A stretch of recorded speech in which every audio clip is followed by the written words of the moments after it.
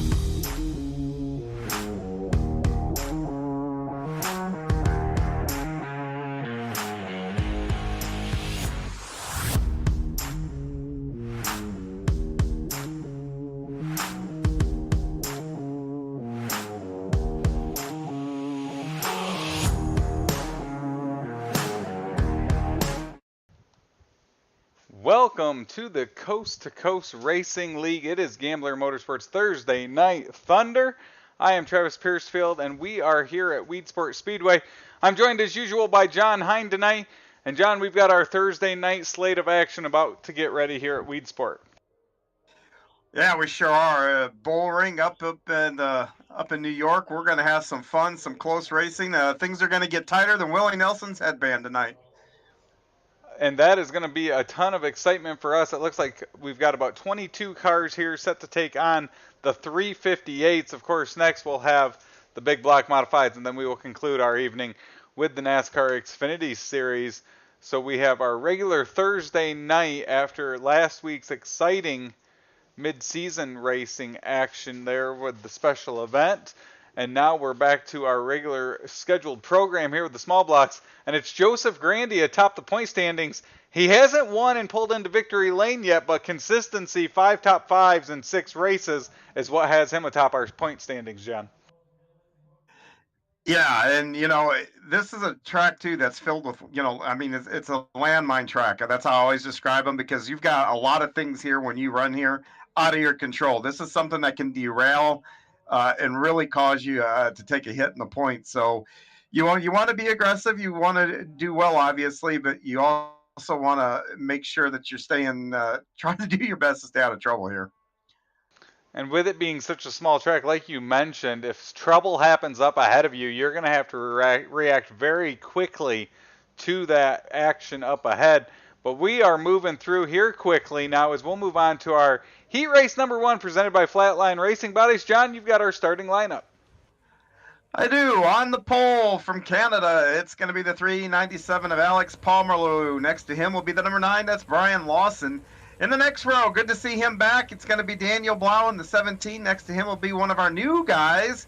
That's Tanner Purcell in the 126. Joseph Massau is going to start 5th. Next to him will be David Tormasci. And rounding out the field for this first heat, it's going to be the number 39 of Patrick Spangler. And to his outside will be the afternoon winner, I believe, and that is Anthony Morano.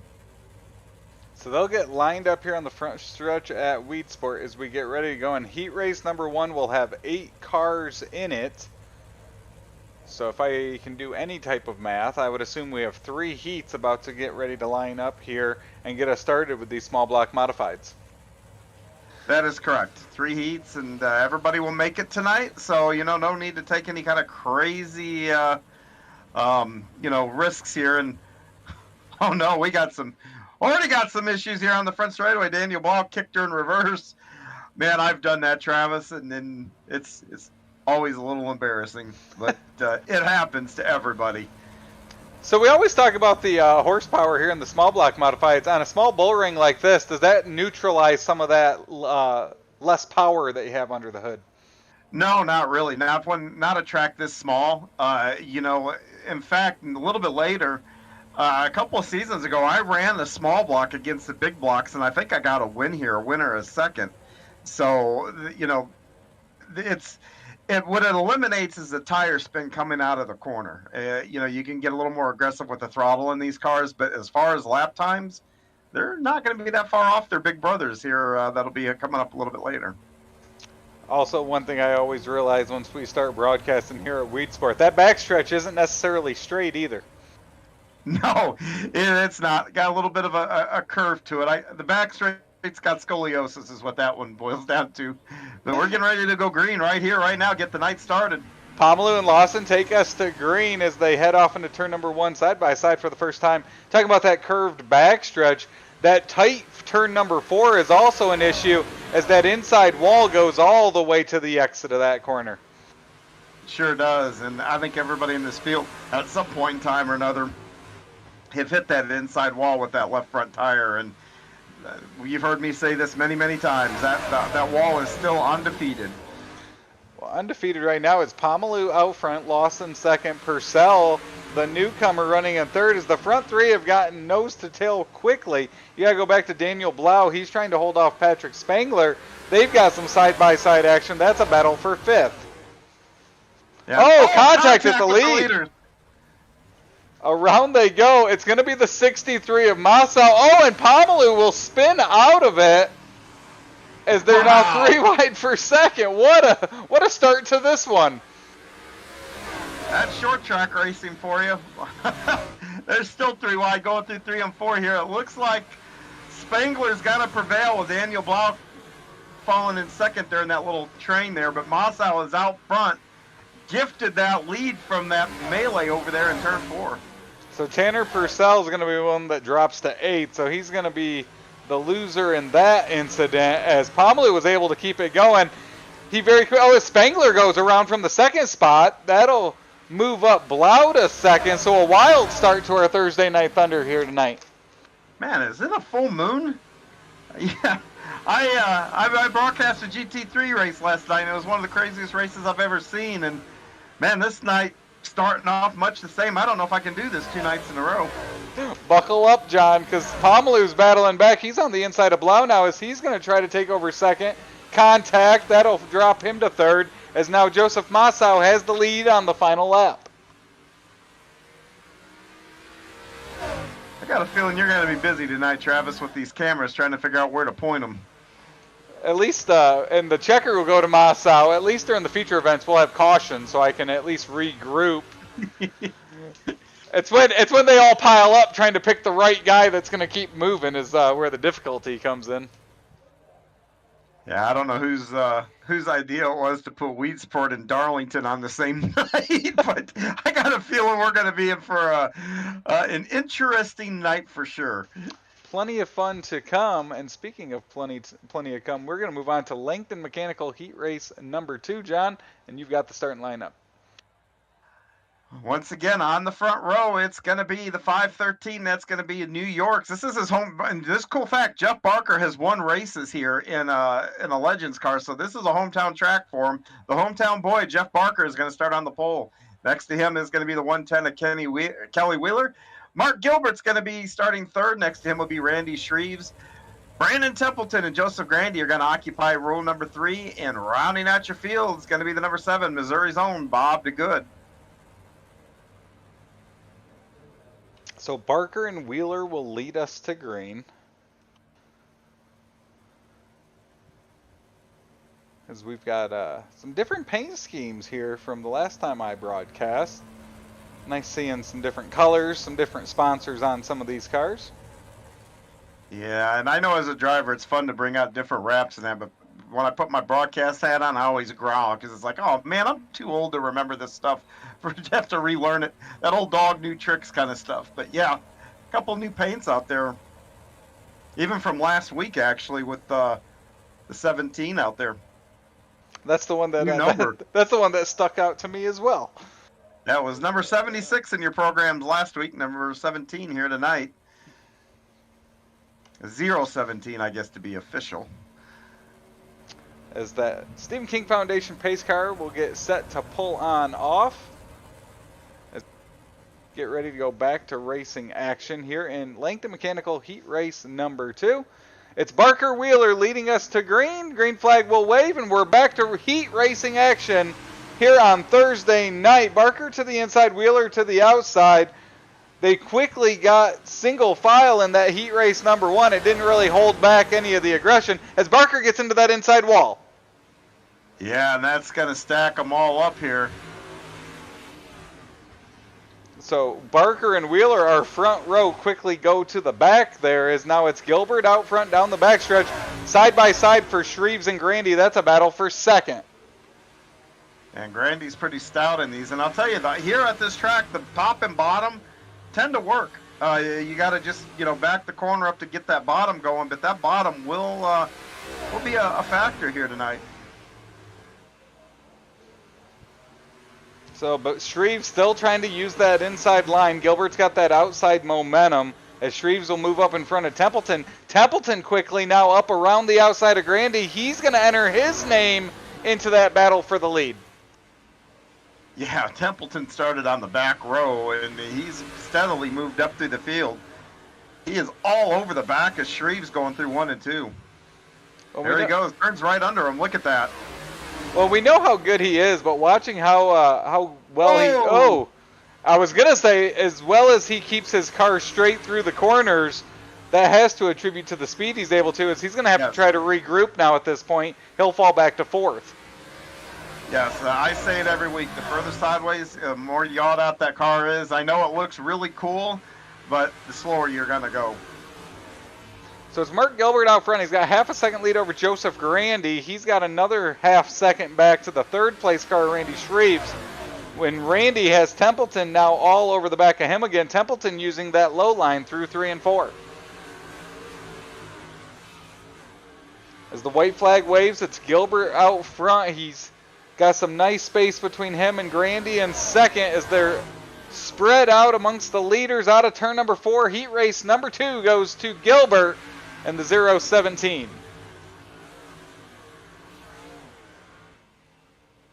Yeah, nice race there. Another kind of chaotic race. And we're going to do this one more time here. One more time, and it's going to be Venom Racing Heat Race number 3. On the pole for this one is going to be the number 61, Jacob Mossau. Next to him will be Michael Vecchio. Starting third will be the number 2 of Cody Grant. His outside's going to be Mr. Durkar himself there. It's going to be Dean Reynolds. Starting fifth will be Gary Sigelkow. Sixth will be Jeff Sharp. And starting in the back row will be the number 98, and that is Jonathan Krupa. You know, talking about the paint schemes we're accustomed to, I would say I would throw in that 25 of Gary Sigelkow into that comfort paint scheme that you always know is going to be out there and easy to call from our vantage point. Yeah, but you know what? There was another one. What was it? It was in the Xfinity series. Another guy that has that 25 and had a red or whatever, and I got them mixed up. But I always like Gary's paint because every time I see it, I smile a little bit, and this will just give my age out. But I can't help but see that car and not think about the late, great Tim Richmond. Nope, very cool paint scheme. Also, when you say that there were multiple of the same color, don't like that as a broadcaster. Well, and I saw someone talking about it today with they were talking about superstars in NASCAR and how they debate whether there are superstars in NASCAR right now, and someone brought up the consistent paint schemes, and I always think of Joe Gibbs Racing right now, where they all drive a DeWalt car at some point during the year. They all drive an Interstate Batteries car at some point of the year, and that's got to be very confusing.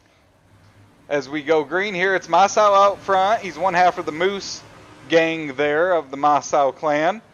As he will pull out to the lead. Graham in second.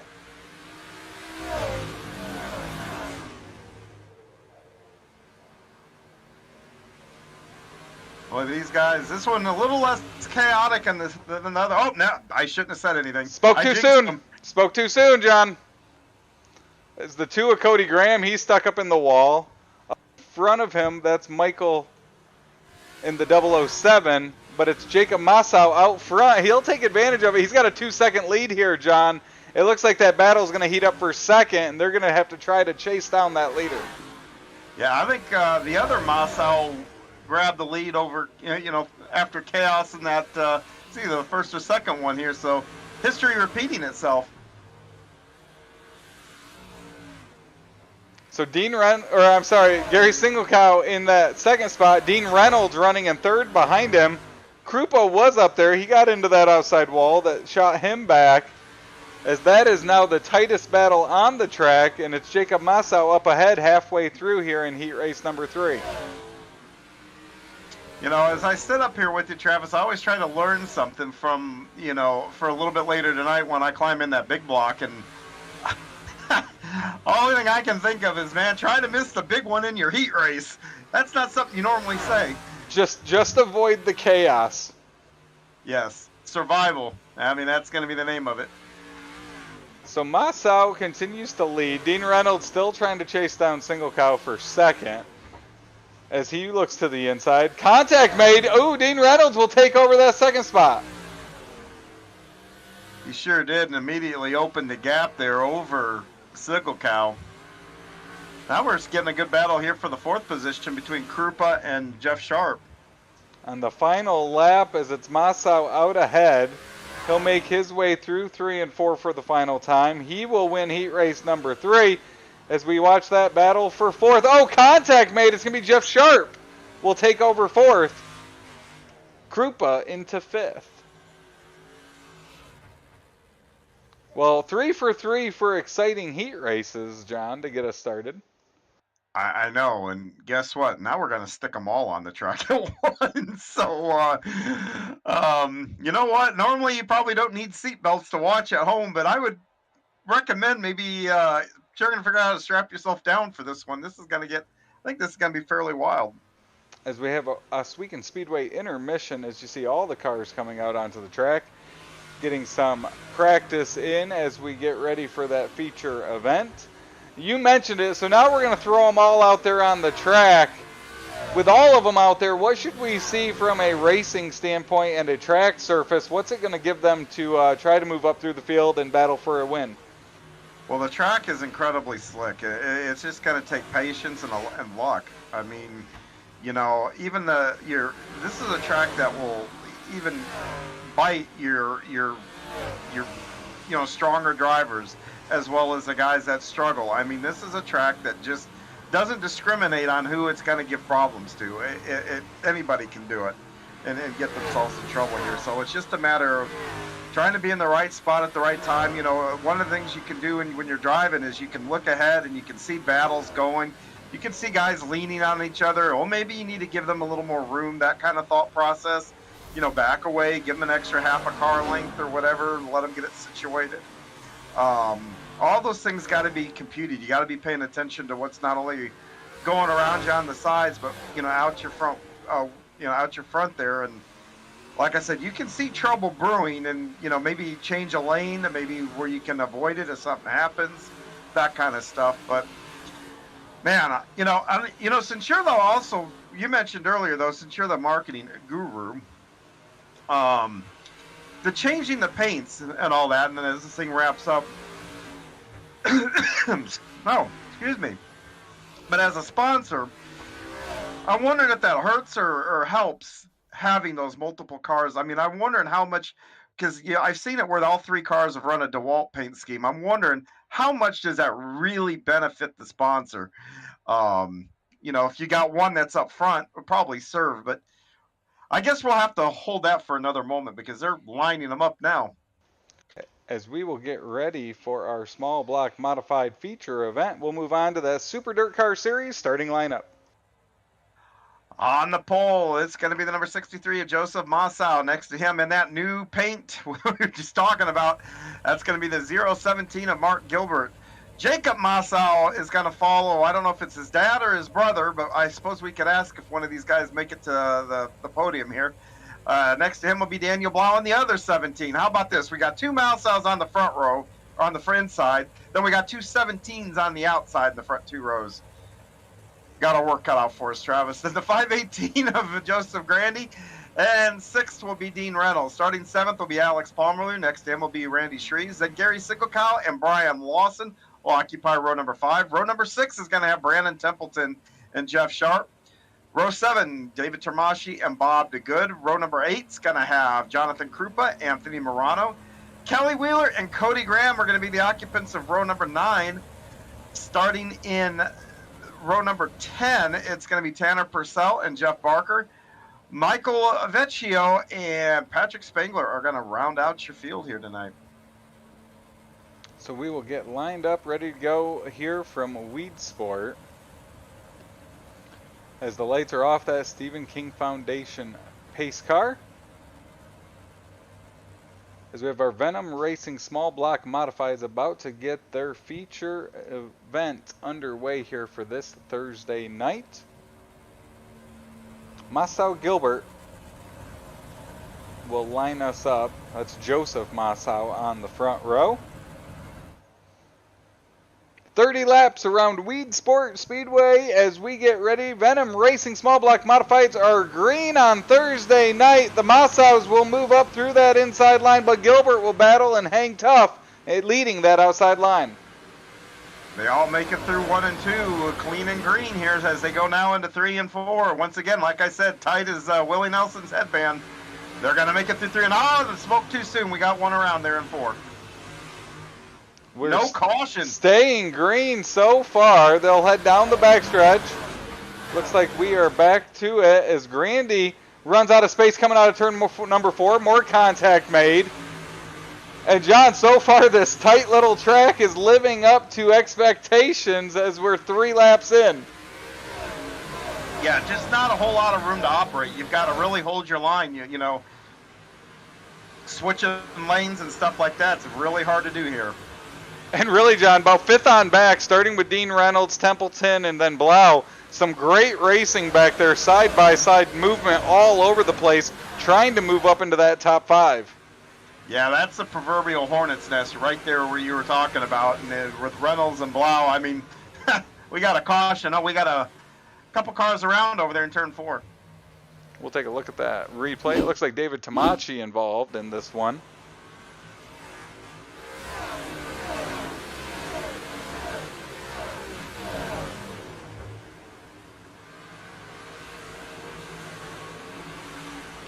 It's just around they go as we get ready to go back to racing action. Looks like Tamachi might have had a little bit of help there from the Purcell there, that 126 actually, and that's what got started it all. So to answer your question about the sponsors on the cars, I think I don't think it's an advantage or a disadvantage bouncing around if you're at that level of a Joe Gibbs racing type car. It's true. But I think where the advantage comes in is in the actual contract, where maybe a couple of those races are throw-ins or they're bonus ads, or you're helping them out by putting you know, hey, if you take Christopher Bell, we'll help you out with the pricing and give you that race as well. Yeah, and drivers got to like it because that's an extra T-shirt they get to sell too. An extra die cast, an extra hat, Yeah, all the fun stuff. So we'll get lined back up here as they get the scoring sorted out. Alex Pomalu is going to go to the rear, so he's going to be he and David Tamashi are the ones that have fallen here early in this one. As you still have those Massaus in the inside line. Yeah, and who this is a big break for, they got caught in that early incident where there was no caution, and that's Spangler and the number 2, Cody Graham. Now they're going to be right back up on the field and not about a half a track behind everybody. So that's going to be a little bit of a break. Going to be a little bit of a break for them. And we go back to green. Massa will jump out front. 25 laps to go here in our first feature of the night. Gilbert, great move here on this restart. He's able to get in front of Massa, who will slide into that 4th spot up in that outside line. Side by side, kind of Noah's Ark deal, 2 by 2 by 2, all the way through the field, still from about 5th or 6th on back.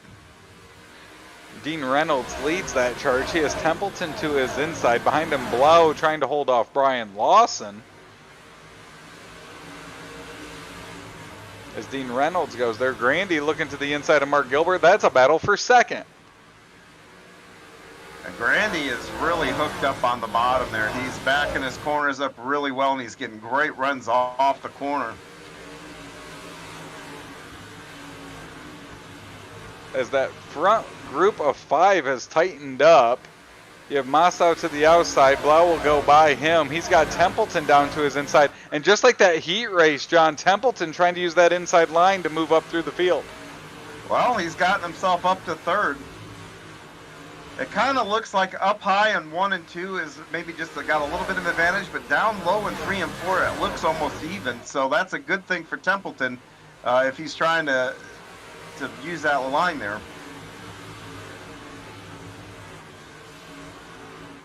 As he'll fall in line there, he's in 3rd. Now Grandy's trying to chase down Joseph Massau. Still using that outside line as now that cushion's moved all the way up to the wall in 3 and 4. And Templeton continues to use that. Daniel Blau is into the wall in the front stretch. Blau into the wall. Oh, more contact there. Jacob Massau involved as well. I didn't see what happened to Massau. Massau happened after Blau. I mean, these are two. Looks like Massau just got the wall on his own. And yeah, the right sides of these tires, if you get that right front on a wall, and not just here at Weed Sport, but anywhere, usually I would say with a 60-70% ratio, you're going for a ride. You're going to become a passenger real quick when you get that right front near a wall. Well, we're down to 19 laps to go now here in this one. It's our Venom Racing Small Block Modified Division. Kicking off our Gambler Motorsports Thursday Night Thunder here this Thursday night. Next up, we have the Super Dirt Car Series Big Block Modifieds coming up. And then, of course, we'll conclude our evening with the Tim Chapman Racing NASCAR Xfinity Series. And, John, you said they're at Darlington. My schedule says Dover. Oh, Dover. Darlington's next week. Okay, that's what I thought. All right. Tracks with these. But I'll tell you, Dover's it can be just as interesting as the others. That track is wicked fast. Well, wicked fast. It's got the concrete, and then it is. I don't think, if you're watching on TV, I don't think you understand how much banking that track has. Yes. And here's the thing: you are on edge almost every time you go into the corners. I mean, the line between, okay, you're going to go fast, to, okay, your back is all of a sudden going up towards the wall, it's a very, very fine line. I mean, it's a fun track, but you better put your big boy pants on to go run there. And coming up out of the corners, it's almost like you have to go up a hill to get back up on the straightaways. Speaking of going up a hill down the straightaway, John, you know we're only a couple weeks from the return of North Wilkesboro. I know. That's going to be really cool to see. I watched a cars race there a while back, and boy, that just entertaining as all get out to watch that race. We're about to go green here as that Stephen King pace car will pull on off. And, you know, as race fans, we've wanted tire fall off and slick surfaces. I think that Wilkesboro race is definitely going to give us some of that. As we get back to racing here, as Massau's leading, but Grandy continues his charge. So does Templeton. This became a three-car battle quick after this green flag. Sure did, and you got three different lines. You got, oh, look at that, into the wall. They'll keep it going. Oh, it continues to accordion down the field. Still green through 1 and 2. Now, you got Blau, you got Purcell around. They're still green. There's your yellow flag. I don't know what the flag man was looking at, but it was one of those things where the flag man was looking down at turn number 3 and the entire crowd's watching turn number 1. Well, I'm looking at him. He's got a headset, so, I mean, I figured someone would be yelling at him, but maybe he's got his favorite iTunes going on in those headsets and not the tower. I was gonna say, John, I don't know what dirt tracks you're going to, but this seemed very realistic to the dirt tracks I grew up going to. No late cautions. I guess the statute of limitations has run out. Yeah, it's real. Weird. Have no business being up there. They're blind as a freaking bat. Weird decision, sending the wrong guys to the rear. You know, giving the track favorite his spot back into third. All those types of things. Yep. I actually punched a track worker once in the nose and got thrown out of a track. So. But it was after I actually it was a sprint car. I actually rolled the sprint car, and the wind knocked out of me, and he came up to the car and started yanking on my harness, trying to get me out of there. And I'm like trying to tell him, hold on, I can't breathe because my wind, and he kept just pressing in on my chest trying to get the thing to unlatch. Finally, I co-cocked him sitting right there in the seat, and yeah, I'm not allowed to race at that particular track anymore.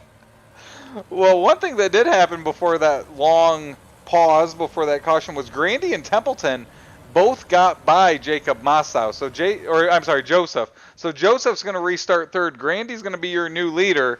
Templeton in second as we go single file on this restart. 16 laps to go.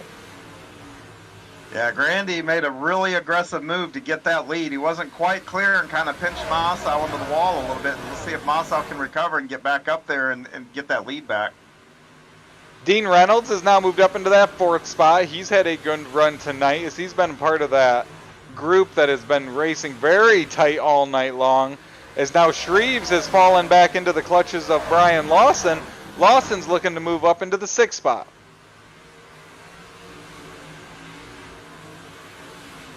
You know, they're kind of looking, they got the look of how they've kind of chilling out a little bit. I think they realize that it's a little sketchy out there, and they're not being quite as aggressive as they were early on. I feel like that middle line's been eliminated. You have guys up top, and then you have guys all the way at the bottom. Yeah, I think that's a good call, good observation there. I think you're right.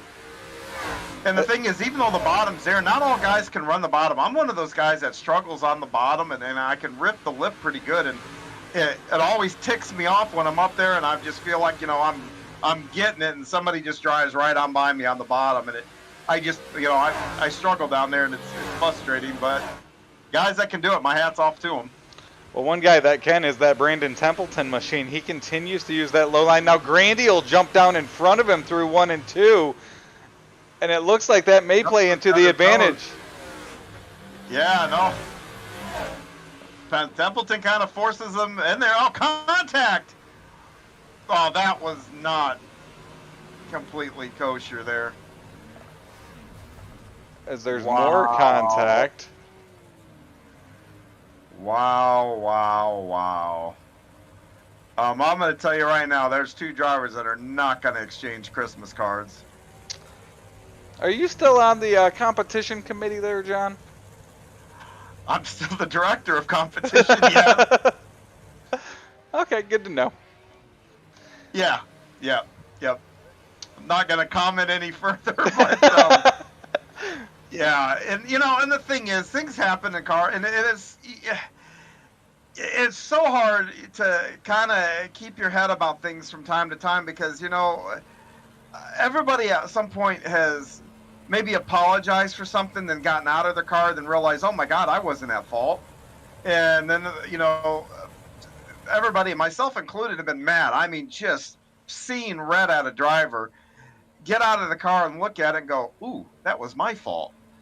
And heat of the moment kind of stuff. I mean, I know this is all virtual, but I can assure you the emotion and everything that goes along with it is every bit as real as the real world counterparts. And, you have those moments. That's all I'm going to say is you can have those moments. And it's not just for the lead, but I mean, running back in 10th, 12th, 15th. I mean, that's what actually makes this so great. I've not been in a race car for a while, but this scratches that itch for me just because it does bring those emotions and all that kind of stuff back to the forefront, that competition as we go back green. Another single file restart, 10 laps to go. It's Grandy out front. Joseph Massow, Dean Reynolds, Mark Gilbert, Randy Shreves, your top 5.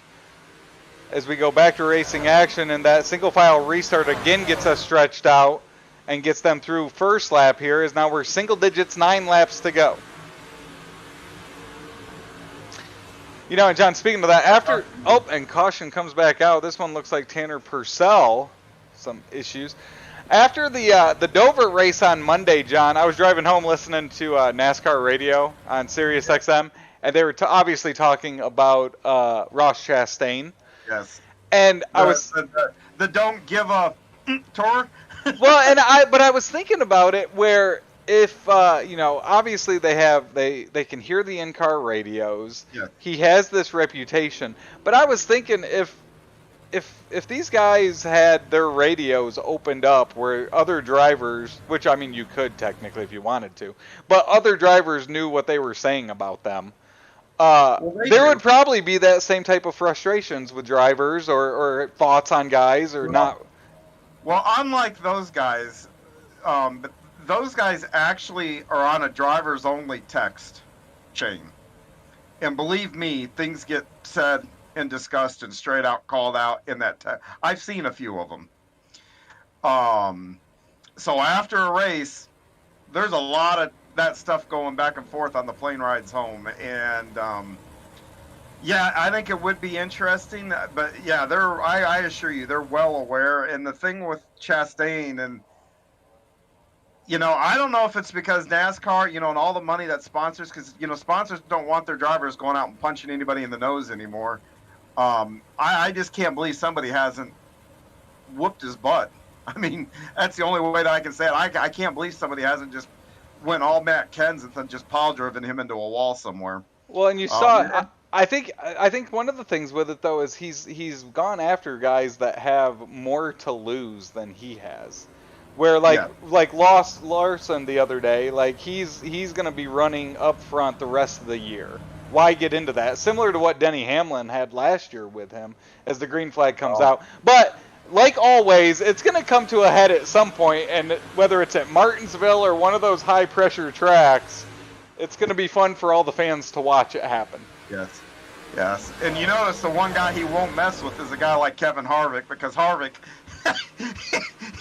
don't care. He'll take care of it. Yeah, his expiration date is known now. He's got nothing to lose at this point. And nothing to lose. Look at Massau. He's battling back on the inside of Grandy now, trying to get that lead back. And he does get that lead back as they come out of 3 and 4 here. And look at Dean Reynolds stuffing it in there. Dean's going to take over that second spot. And look at Randy Shreves. He's like, hey, I wanted this party too. Quickly became 4 cars, maybe 5 if that Gilbert machine can get up in there as well. As Massau takes the lead, Dean Reynolds now into second. Joseph Grandy will take that third and final podium spot with 5 laps to go. Well, just like that, the fortunes change. Well, and you're seeing with Massau and Reynolds, they're using that inside line that Templeton was trying to use and did use in the heat race. And it feels like that inside line has now really come in here late in this one, now with 3 laps to go. And I wonder if Grandy doesn't have some handling issues. I mean, that was a big contact, really big contact between he and Templeton a few laps ago. Dean Reynolds continues to work that inside of the 63 machine. Time is running out as he only has 2 laps to go. They're side by side with Grandy and Shreves behind him for third as they try to chase down Joseph Massau coming to the white flag. Oh, around goes Grandy. Oh, and the caution flew right before they got the flag stand.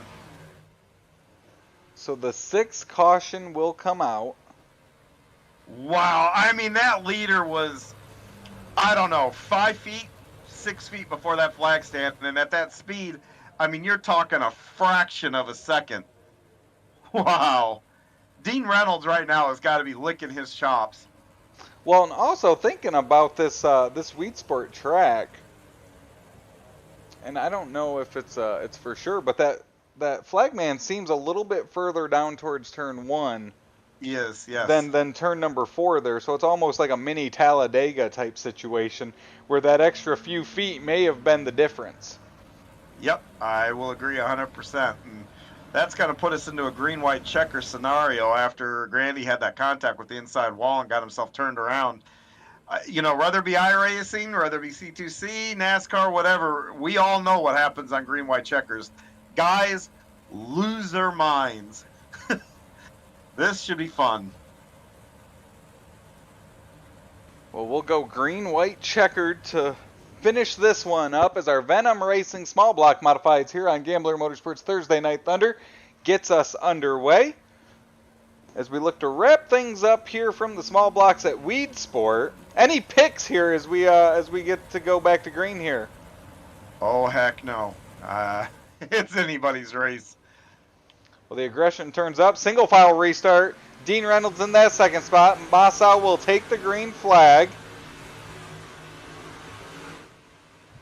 As Reynolds follows him through that low side through 1 and 2. They head off into 3 and 4, coming to the white flag this time by.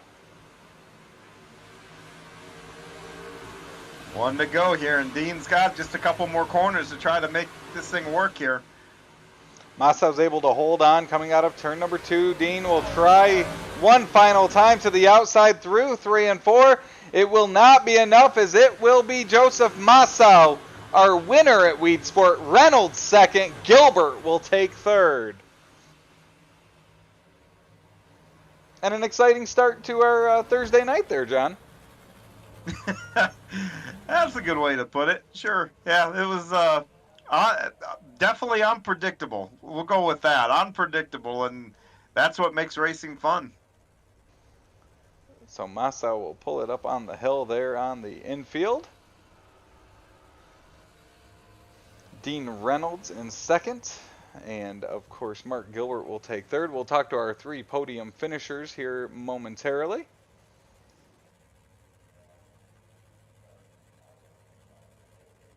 we'll have our Big Block Modifieds coming up next, presented by the Super Dirt Car Series.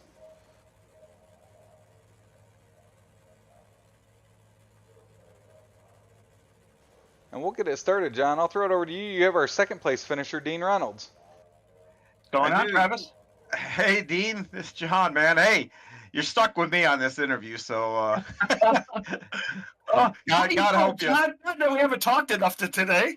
No, we sure haven't. But hey, my friend, man, that caution. Few laps, I thought, oh, Dean's got to be licking his chops here, but you were unable to get that gap. What more do you think you needed on that last restart, other than maybe a big block motor?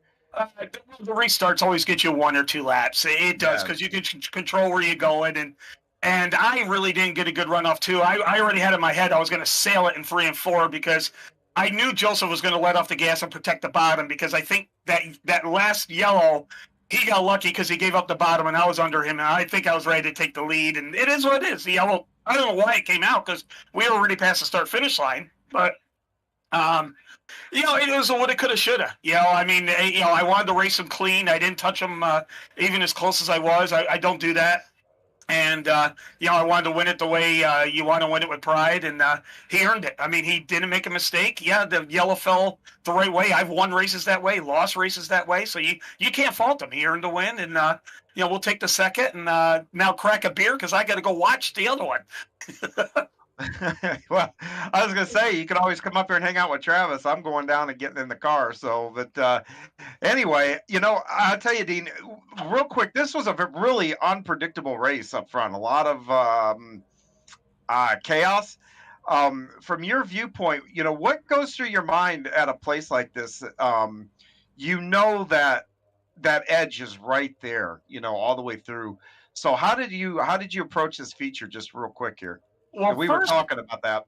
First, you want to survive turn 1 on the start. You want to do that because you saw what happened in the heats.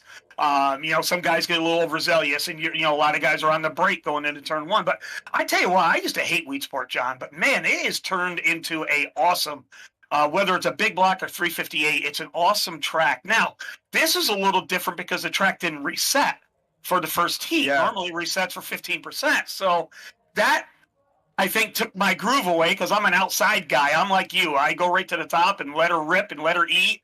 And I love running the top in 3 and 4. And I think it just went away by track wear. So I had to adjust myself to go on the bottom, but the car felt good on the bottom too. So, but Weed Sport, that had to be a great race to watch for the fans. So I hope they enjoyed it. It really was, Dean. You'll enjoy going back and watching this. And nice this is your hometown track, isn't it? As far as my racing goes? Like my office is off the front stretch, about 100 feet from the front stretch behind the grandstands. That's where my office is, and I'm usually 3-4 days a week. Yeah, I know this track well. So when I say home, it literally is home then for you. So, well, I'll tell you what, my friend. I'm going to step back here and let you have the floor. And who would you like to give a shout out to for a great finish here? Well, I got first I got to say thanks to the guys from Full Throttle Motorsports. That's a team I belong with, and Gunnar Swanchera from Swan Speed Shop. They've groomed me and really got me to be a little bit faster and a little more patient. And even though this is a fixed setup league and they're open setups, still they tell you what lines and throttle control and stuff. So I got to thank them. I got to thank Team Venom. They always allow me to sit in their Discord. Which is a lot of fun with those guys. We're kind of missing Isaac tonight. I guess he's still trying to drill some oil for the USA, but we missed him tonight. And got to thank Coast to Coast for the league. Always have a ball. Travis for doing the telecast. John for you doing the color. And congratulations to Joseph. And see, Mark got third. And congrats to him too as well. So good luck to the guys in the big blocks. I'll have to sit out a little bit and watch it. And we'll be back next week to give them hell. All right, buddy. Well, hey, thank you, and congratulations again. We'll see you next week, buddy. Thanks, man. Yep, that's Dean Reynolds, our second-place finisher. And Travis, who have you caught up with? I've got our third-place finisher, Mark Gilbert. Mark, an eventful race there. Talk about your charge there in that top 5 throughout the evening. Yeah, it was fun. I kind of enjoyed that they didn't reset the track. That place is super fun when it's slick. It felt like you were part of that group really from between 4th and 7th that was continuously battling all evening, especially there early. Kind of walk us through what the track was doing and how you guys were able to really battle all night. And then in the end, it was you guys up towards the front battling for the win. Yeah, it was a lot of side by side there with Dean and Joe, and Grandy and Templeton had the class on the field there for a bit, but then it seems like they kind of got a little aggressive with each other. I'm not sure. And Randy was in there. I feel bad for kind of getting into him a little bit there at the end, but a little last lap, I saw him tag the wall a little in the middle of 3 and 4, and I thought I had the room to take it all the way wide and get the podium there. Well, a great podium finish here. Will you be in the big block next? And if so, what's the expectations there after being out here in the small block? Yeah, I will be out there. I'm hoping for a top 5, top 10. I mean, I think I learned a few. I haven't turned a lap here in probably 8 months or so it's been a while. I just got 5 laps of practice when I hopped on, so I think I learned a few things there. Hopefully the track stays slick like this. I enjoyed it. So we'll go out there and see what we can do. Well, great podium finish. Any sponsors you want to give a shout out to tonight, Mark? Yeah, first off, everybody over at Venom Racing, we really support each other well. We get some practice in here and there, and we're missing Isaac tonight, but in spirit, Dino went out there and got the win for him. So them and RCP Cockpits, and that's about it. Well, great finish, Mark. We look forward to talking to you again soon. That's Mark Gilbert. Your third place finishers will head over to Coolray Victory Lane, where, John, you've caught up with our winner, Joseph Massau. I have. Joseph, this is John up at the booth. You got a copy? Yes, sir. Well, my friend, you parked it at one of the tougher tracks. How did you get it done? Honestly, I don't know. I got really lucky, and I thought those cautions were going to kill me, but when Grandy and Templeton got into each other, put me up to second, and I knew I had to just go full send for it, and I ended up passing Grandy and just didn't look back. I just drove the bottom and blocked out everybody else. Is this your first win with C2C? It is my first win. That's what I thought. You're relatively new and all that, so congratulations on that front. Tell me, you're going to run the big block here in a second, aren't you? Yes, sir. Well, let me ask you then, what did you learn in that race that maybe you can take away either from the heat or a feature that you can apply here in this next one? It's going to be a lot of throttle control, and especially with those big blocks being faster. You just don't want to spin your wheels as much. So it's going to be another slider line, I think, into 1, and then just run the bottom into 3 and 4 when the track gets real slick. But yeah, like throttle control and just making sure you don't hit the wall. Well, awesome, buddy. Well, let me give you the floor here and let you give a shout out to all those that helped you get your first win here. Yeah, I'd like to thank Fast Eddie's Hot Rods and Main Street Auto, Graham Racing, and all my teammates for racing with me and teaching me things that I never knew I could do. And thank you guys for an awesome stream and awesome broadcast. Well, thank you very much, Joseph, and good luck in that big block. Hopefully we talk to you again, as long as you're finished behind me. So, but anyway, hey, have a good race, and hopefully we talk to you again. Yep, thank you. All right, that's Joseph Massau, our winner in our 358s, and Travis, we're off to the big blocks now. We are off to the big blocks. We're going to take a quick commercial break. When we come back, we will have that Super Dirt Car Series big block modified race from Weed Sport. John, you'll be in the car, so we'll check with you when we can. But we appreciate you tuning in, watching the Coast to Coast Racing Network here with Extreme E-Speed TV. We'll be back after this short commercial break.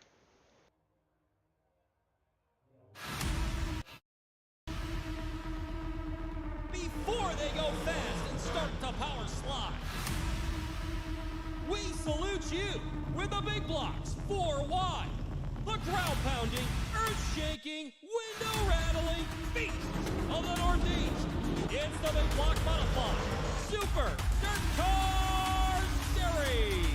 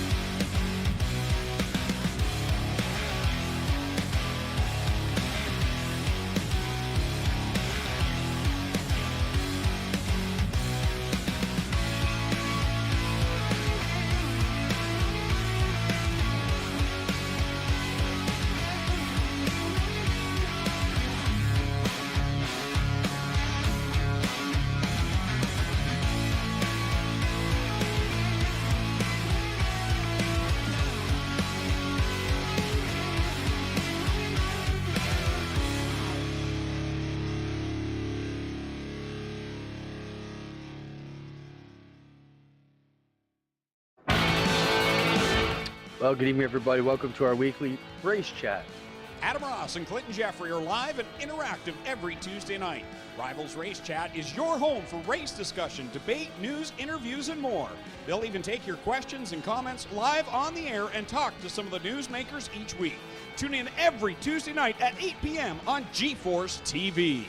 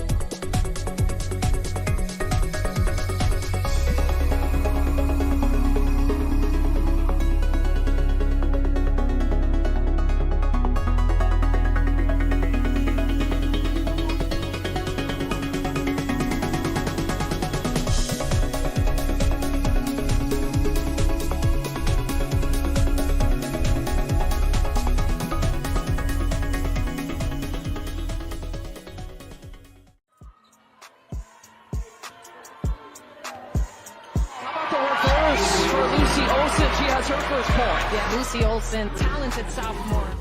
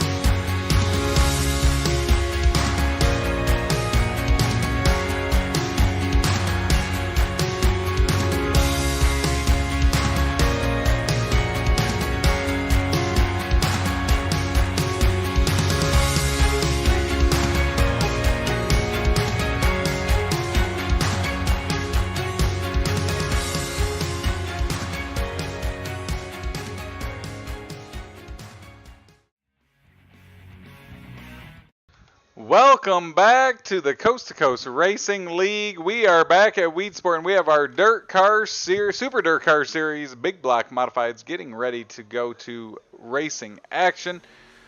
As we have cars out on the track practicing for this next group, looking at those point standings.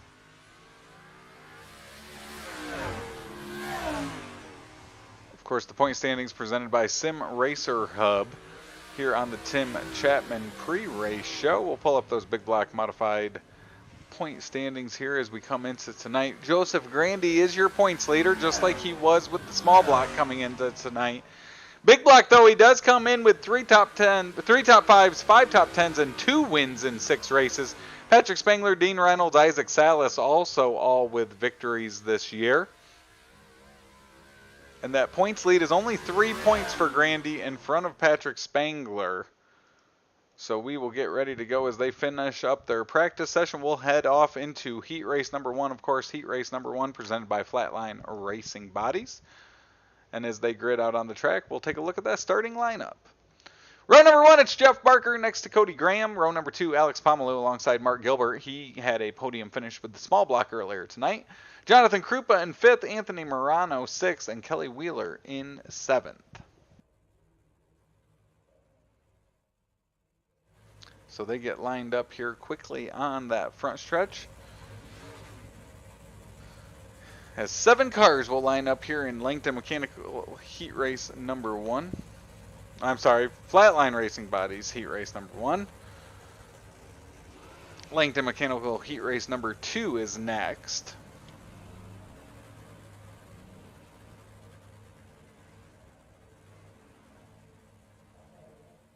There's John Hine, our color commentator, up in the booth normally. He is down in a modified here during the big block portion of our evening. He'll be back up with us during that NASCAR Xfinity Series event at Dover this evening. That will round out our Thursday Night Thunder presented by Gambler Motorsports.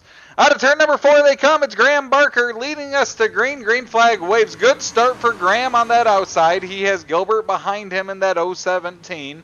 Pomeloy trying to hang tough, as we saw throughout that feature event. Ooh, around will go Morano as the front 4 stay nose to tail, side by side, 2 by 2. And as we saw with that small block modified, that inside line really came in, especially in that feature. It'll be interesting to see what happens with the big blocks as they have that little extra power under the hood. As out front here early, it's Barker to the lead, as the 2 of Cody Graham and Mark Gilbert continue to battle side by side for that 3rd spot. They'll make contact. They regroup, keep it going. That opens the door for Wheeler to get involved. Now it's a 3-car battle for 3rd.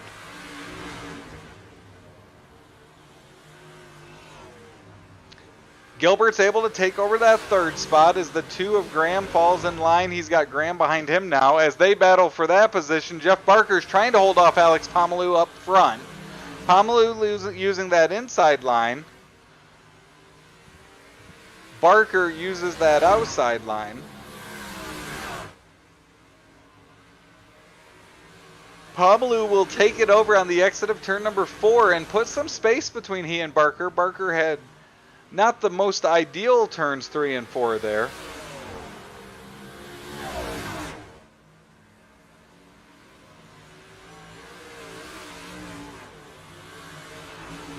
As they get things sorted out for the lead, Gilbert and Graham continue to battle there. Graham using that inside line on the inside of that 017.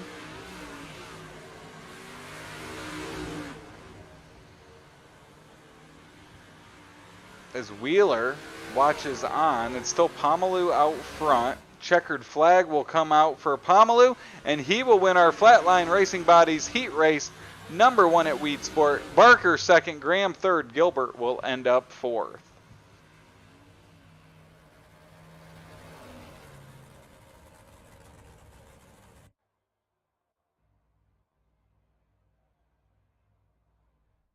Now getting lined up out on the track is our Langton Mechanical Heat Race number 2. Your starting lineup looks like this. It's Joseph Massau, our winner in the small block. Draws the P1 pill here for Heat Race number 2 next to Terry Landis. Row number 2, it's Joseph Grandy alongside Jason Butterfield. Third row, Patrick Spangler next to Tanner Purcell. And rounding out the field, our friend John Hine.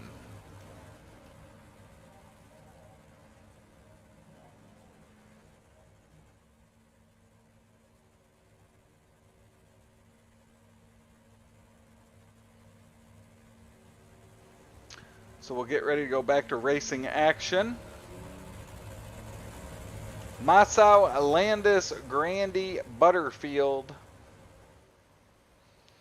will be your front three there, with Grandy starting on the inside of row number 2. Green flag waves. Joseph Massau Landis will take us into turn number 1 for the first time. Massau, used to being up front here this evening at Weedsport, looks to stay up there as Landis will cross him over. He'll look to the inside through 3 and 4.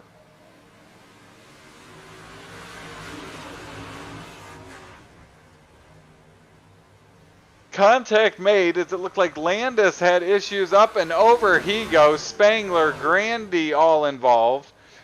That'll separate the field. John Hine will take advantage of that. He's up to the 3rd spot. As Massau leads, Butterfield trying to chase him down. Currently about 0.4 of a second back. John Hine's in 3rd. He's a 2.5 back. And then it's another 5 seconds to the rest of the field, led by Tanner Purcell.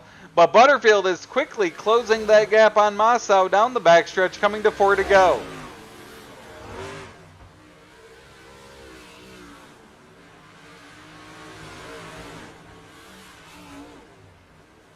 Butterfield continues to work that inside line, trying to chase down Massau. He has closed the gap to less than 0.2. They'll come through 3 and 4, coming to 3 to go. That's Patrick Spangler up ahead, as he has pulled off the track.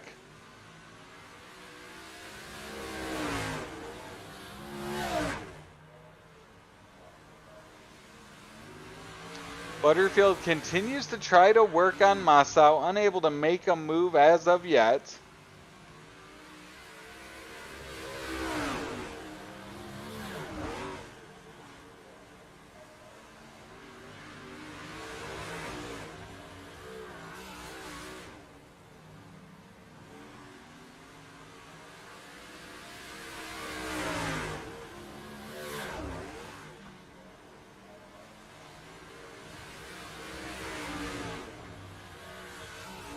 As they will complete, and Joseph Massau will be your winner. He holds off Butterfield. John Hine 3rd, Purcell 4th, and Joseph Grandy will end up 5th.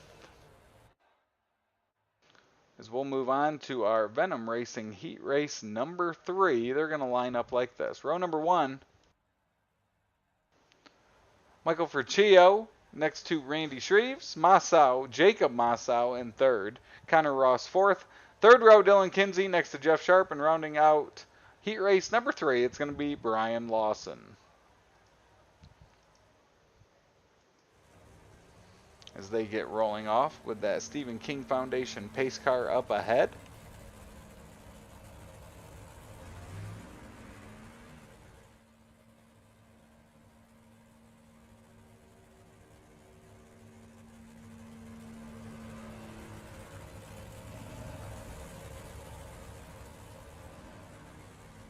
As they get side by side, getting ready to go back to racing action here at Weedsport.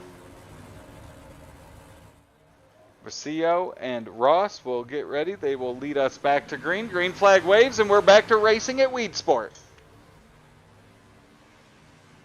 Jacob Massau gets stacked back up. He's in the 3rd spot. He has the 83 of Kinsey behind him, as the 35 of Ross looks to the outside of the 007 for the lead.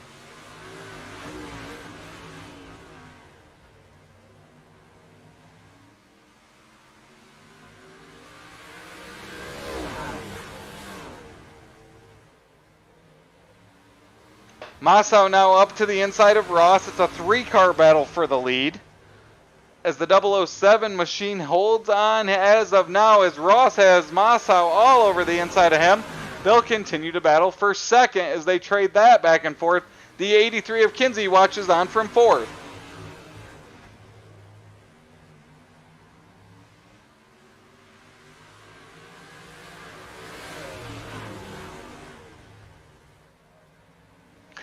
Front 5, all single file around the inside. Masao takes a peek to the inside of Chio.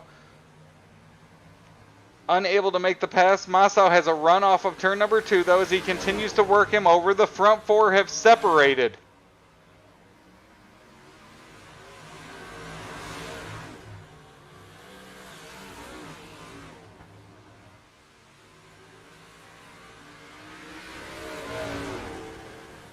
Masao using that inside line. He'll clip that inside corner in turn number 3. It won't slow him down, though. He'll lead that lap, that time by.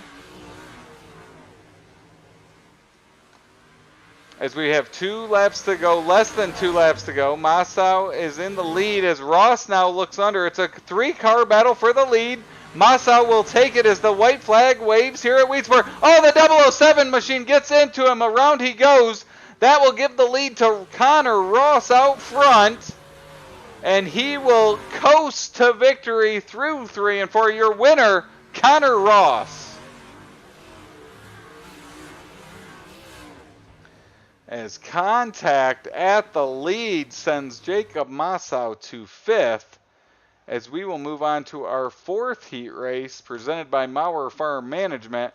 Starting lineup's going to look like this. It's Logan Wentz alongside Gary Singlecow on that front row. Row number 2, Bob DeGood next to Jeffrey Kemper. And row number 3, Daniel Blau alongside the 218 of Kurt Schatzer. So an exciting night of racing here continues at Weedsport as they will get lined up and behind. It looks like Gary Singlecow not gridding. So we will be down to 5. Logan Wentz and Kemper will be that front row on this green flag start now.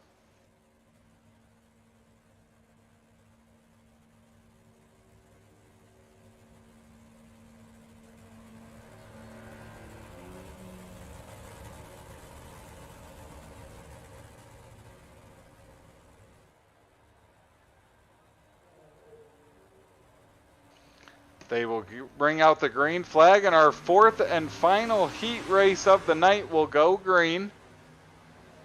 As it is Wentz, Kemper, Bob DeGood, your front 3. Kemper will look to the inside of Wentz down the backstretch.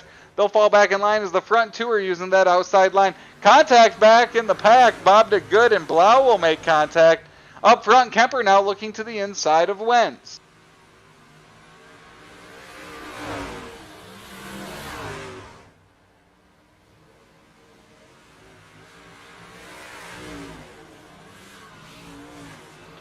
Kemper trying to use that inside line.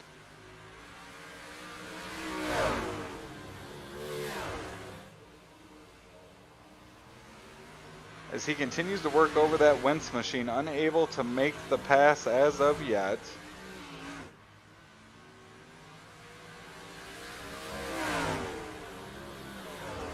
Battle continues on. Really, this is the closest battle on the track. The other 3 cars all separated around. As Kemper continues to work that inside line on Wentz, unable to pull up alongside him as of yet.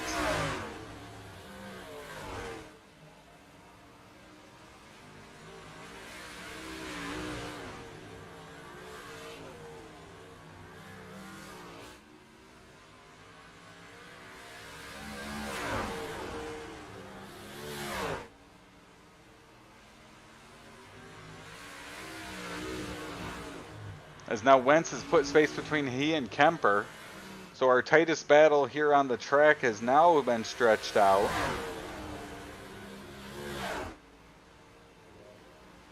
As they'll make their way around, they'll take the white flag.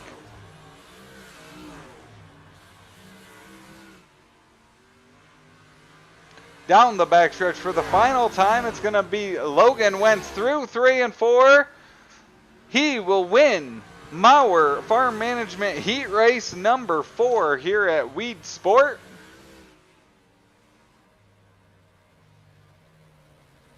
As Logan Wentz will pick up that 4th victory, and we will move on to our Gambler Motorsports B main. That B main is going to line up like this. Row number 1, it's Kelly Wheeler next to Joseph Grandi.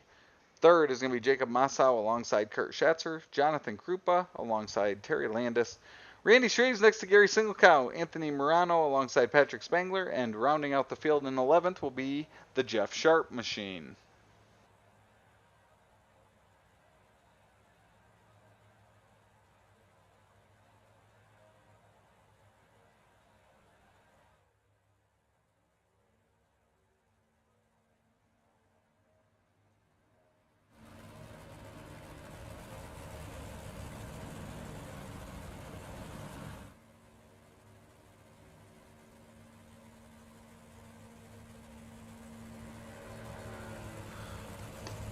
So we will get lined up, ready to go.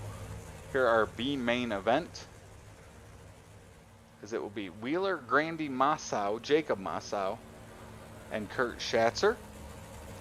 The Stephen King Foundation pace car will turn its lights off. We're going to get ready, and we'll be back to green flag action here next time by.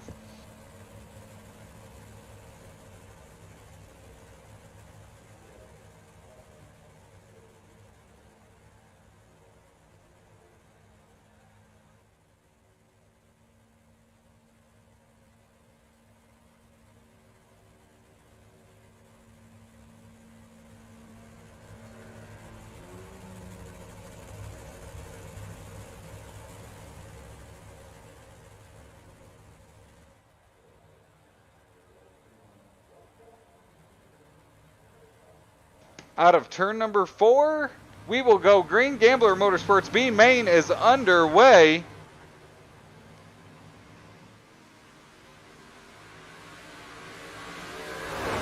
It's Wheeler holding up. Oh, Grandy will make contact. He'll go up into that outside wall. Will stay green. Wheeler's able to hold on as it's Jacob Massow and Schatzer side by side for that second position.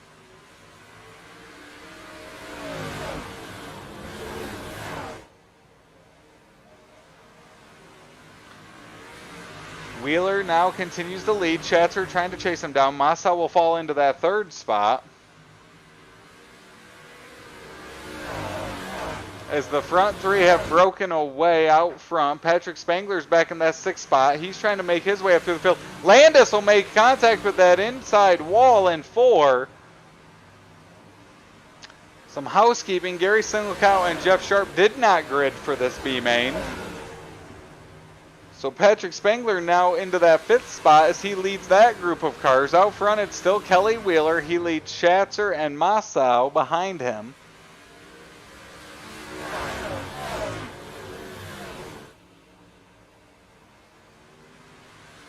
Schatzer looking to the inside now. 5 laps to go. As we mentioned, that inside line really came in once that track slicked up. It doesn't appear that it's there yet, as he'll fall back in line. 4 laps to go this time by.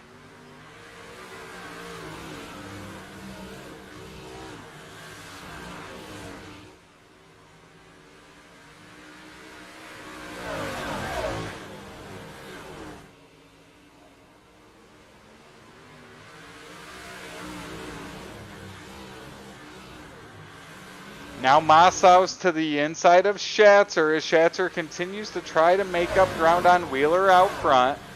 This is the closest battle on the track as of right now, as everyone else is spread out around this Weed Sport Speedway, as Wheeler's able to pull away with the 2 laps to go.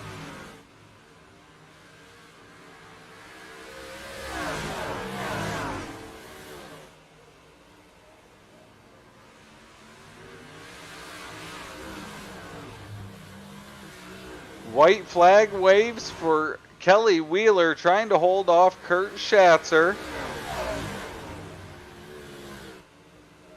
And it will not be enough. Your B main heat winner, or B main winner, is going to be Kelly Wheeler.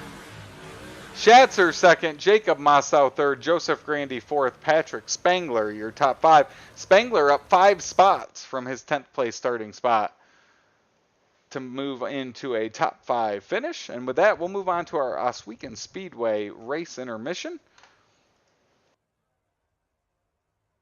As cars come out on the track, we're going to take a moment and crank it up with the cars out there. We'll be right back with the call and the starting lineup for our feature event.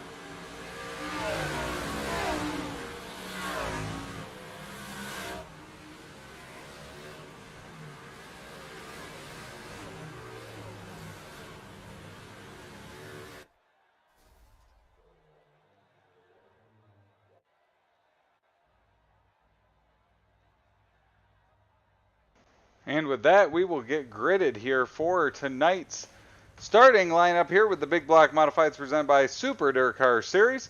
Starting lineup's going to look like this. Row number 1, it's Alex Pomeluh next to Joseph Massau. Massau won the small block modified, looking to go 2 for 2 here in modifieds tonight. Connor Ross in third alongside Logan Wentz. Row number 3, Jeff Barker next to Jason Butterfield. Row number 4, Michael Vecchio next to Jeffrey Kemper. And rounding out your top 10, it's Cody Graham alongside John Hine. Starting 11th, it's Dylan Kinsey next to Bob DeGood. 13th, Mark Gilbert next to Tanner Purcell. Ryan Lawson and Daniel Blau. 17th, Kelly Wheeler next to Kurt Schatzer. And rounding out your top 20, it's Jacob Massau and Joseph Grandy. 21st, Patrick Spengler alongside Anthony Morano. 23rd, Randy Shreves. 24th, Jonathan Krupa. So we will have 30 laps for racing action here at Weed Sport with the Big Block Modifieds. As Stephen King Foundation pace car will go around one more time before ducking off over there off of turn number 4.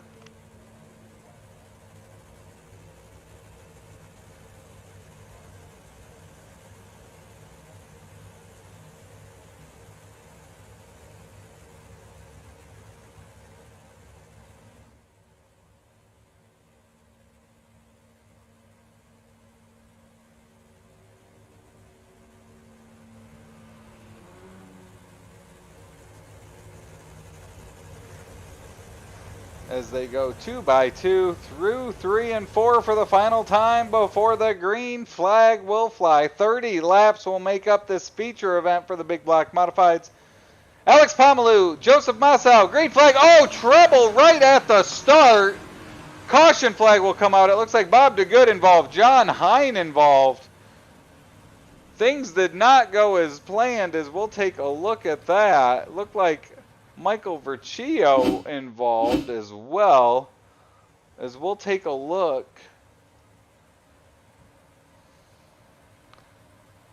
Oh, does it look like Barker and Butterfield made contact? The 007 right into that outside wall, and with that, not the way that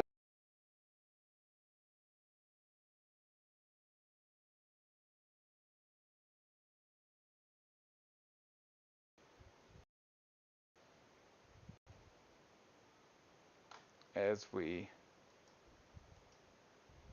currently wait to get the feedback going.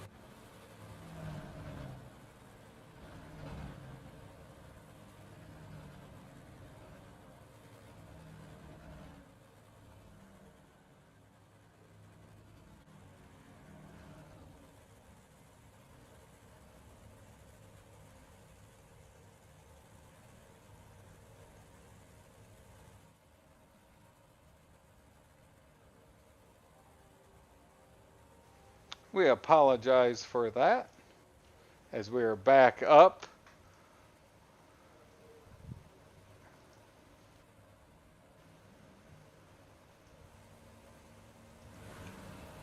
As they sort out the field.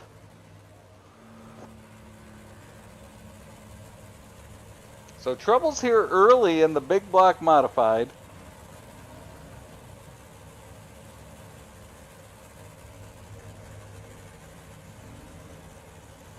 It's Alex Pomalu out front, Joseph Massow. We have 2 laps complete.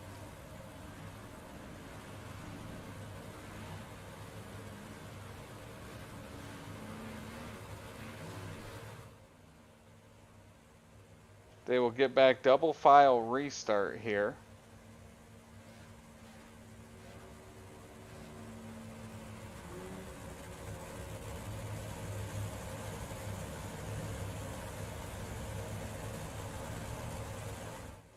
Double file restart. Alex Pomalu, Joseph Massow, your front row. As the green flag comes back out at Weed Sport. Great start by Pomalu. Behind him, you got Massow and Wentz side by side. Behind them, it's 3 wide. That's with Ross, Butterfield, and Barker.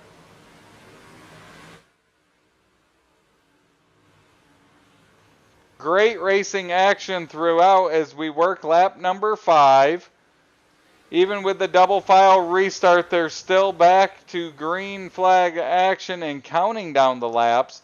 Butterfield leads that group of cars, including Barker, Gilbert, Kemper, and Purcell. Oh, contact there. Barker will go around up in front of the 017 of Gilbert. It looks like Bob DeGood may have gotten caught up in that one.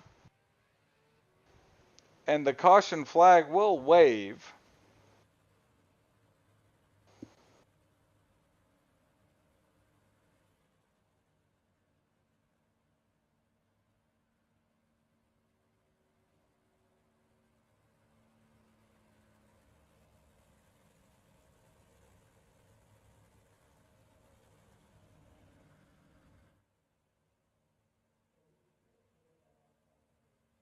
And we will get back to racing action. 25 laps to go here in this 30-lap feature event.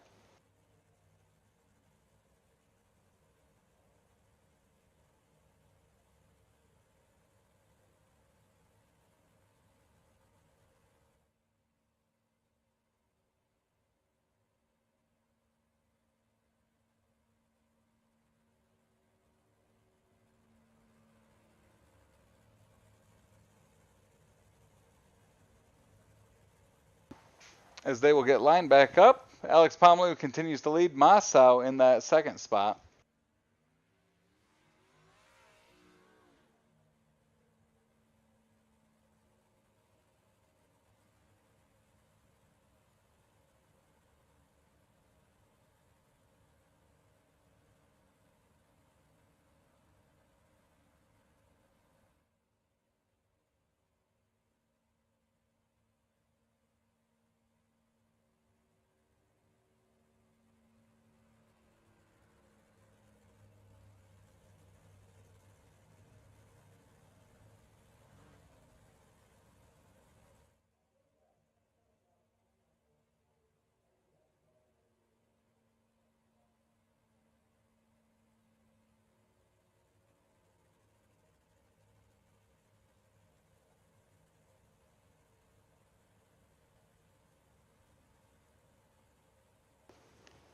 So we will get ready to go back to green flag action here. Alex Pomalu continues to lead. Massow, Wentz, Ross. Really, that middle of the pack has been a hornet's nest here early, as that has been where our issues have been thus far.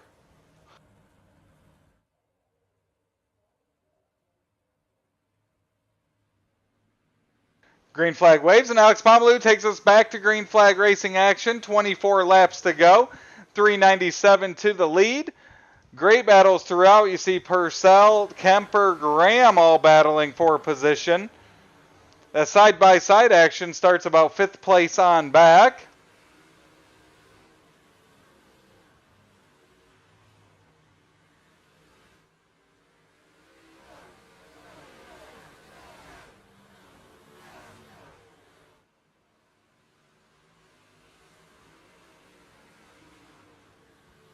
Yellow flag will wave. It looks like Anthony Morano in this one. Big kerfunkel up in turn number 4.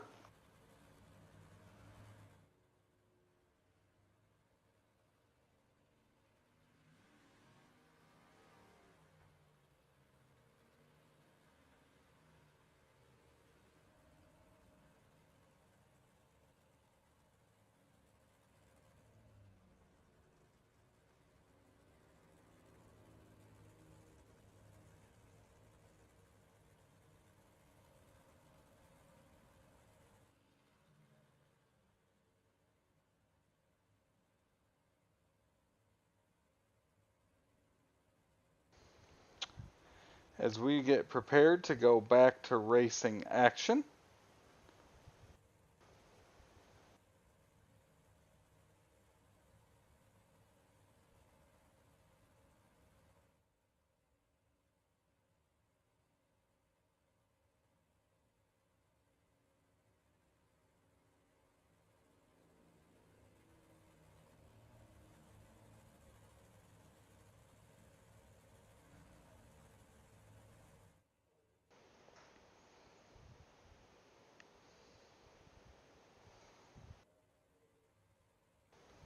So line back up, single file. Saw this similarly in that small block modified event earlier.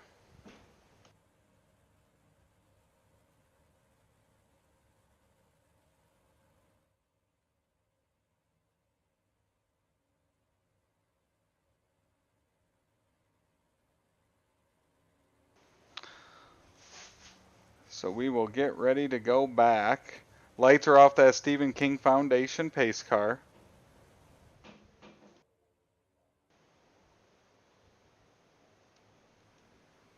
Green flag waves. A gray start by Alex Pomeloy.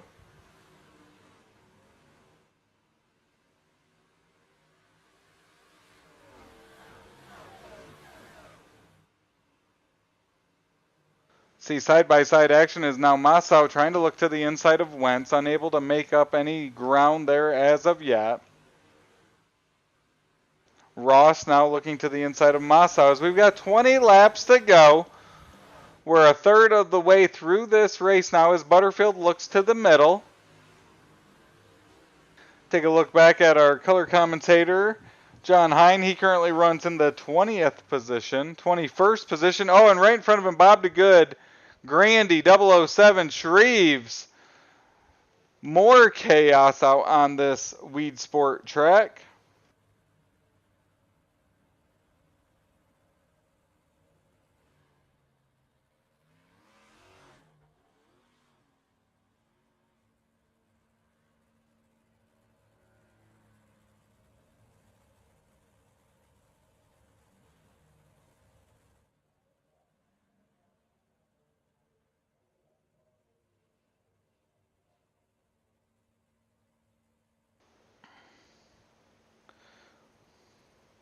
As they get lined back up, and we'll get ready to go back at it again.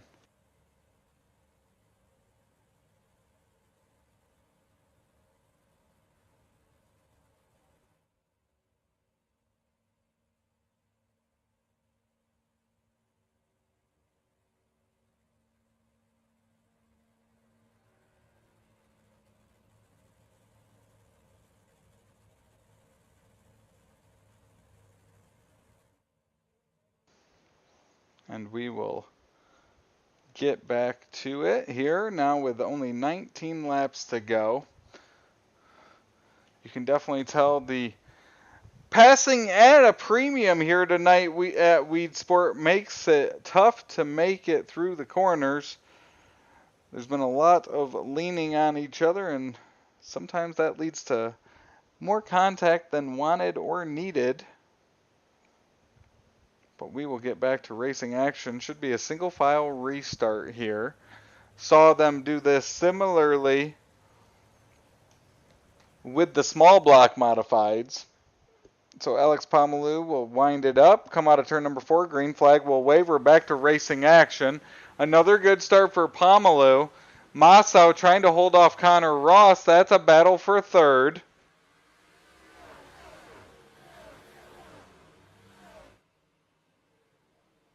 And the caution flag will wave. Looks like Grandy and Versio both involved in this one.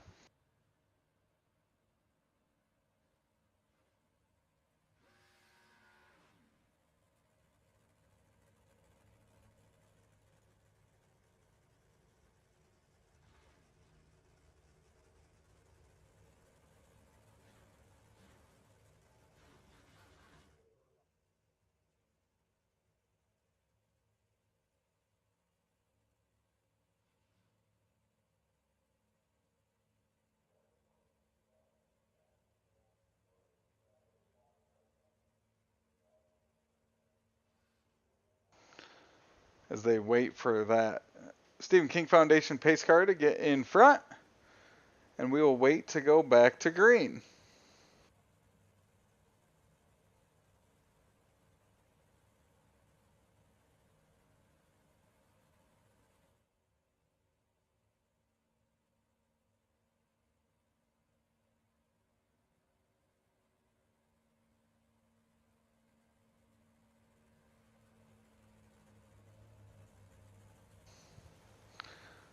So the lights are still on, so we'll go at least one more time behind that Stephen King Foundation pace car.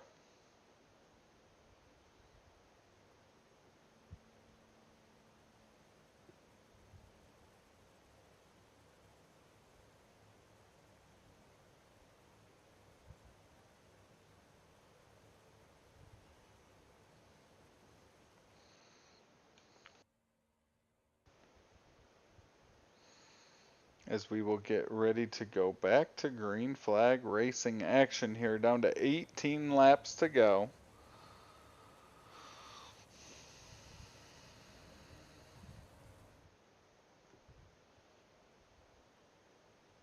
Green flag waves. Pomalu takes us back to green flag. Wentz still in second. Massau holds on to third. Connor Ross fourth. Butterfield fifth. And the caution flag waves again. Looks like some of the cars towards the rear may not have made it out in time.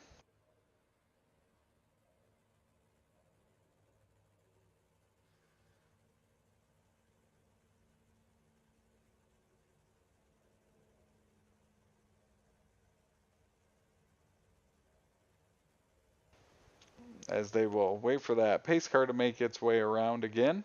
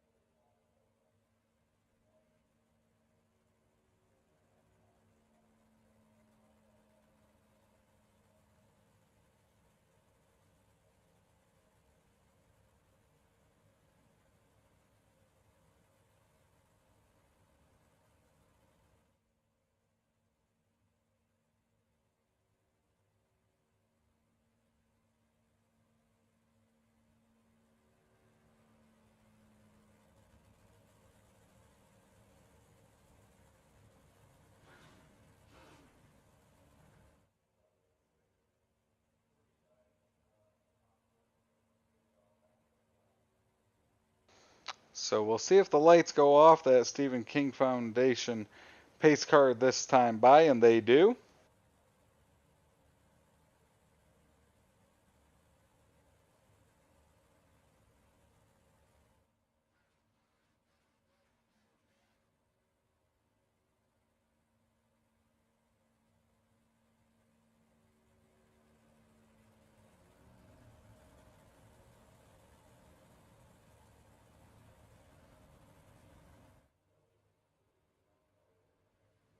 Green flag will wave. Alex Pomalu takes us back to green flag racing action. 16 laps to go now here at Weedsport. Connor Ross continues his attack on Joseph Massau for that third spot. He will finally move in front. Now Jason Butterfield trying to follow his way through, using that inside line with 15 laps to go.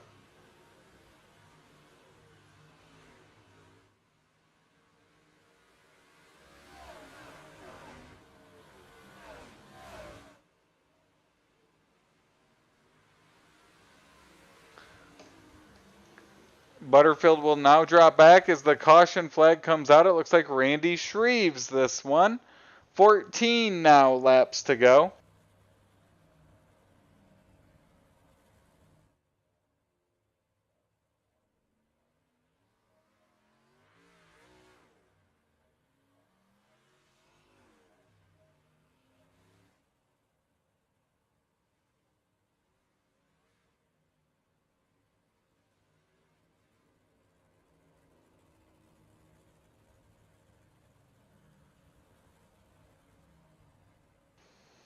So we will make our way around as we get ready to go yet again.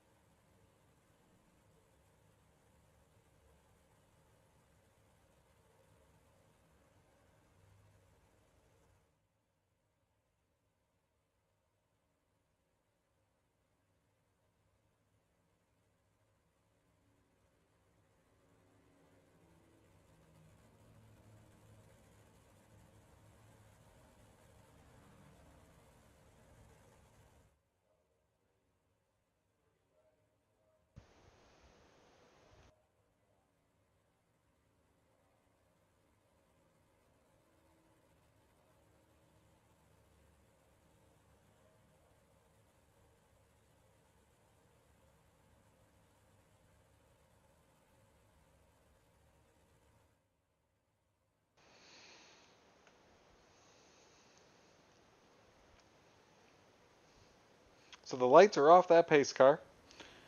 We get set to go back to racing action. 14 laps to go now. Green flag waves. Alex Pomeluy holding off Logan Wentz. That might be Wentz's best restart of the night as he tries to attack for the lead. Connor Ross also now moving on to Wentz. He was able to get past Masao. Now he's trying to zone in on that second position. You got to think if he had some green flag laps, that's what he's looking for as he continues to inch forward on that inside line.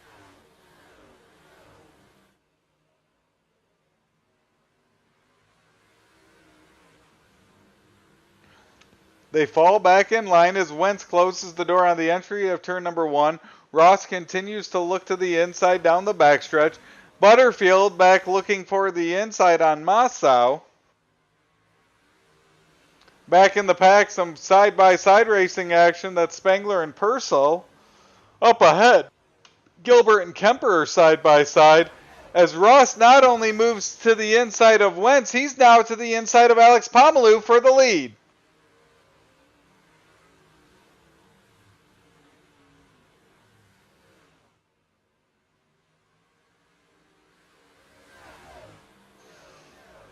Ross trying to make that inside line work. We saw it with the small blocks. He's doing so here with the big blocks.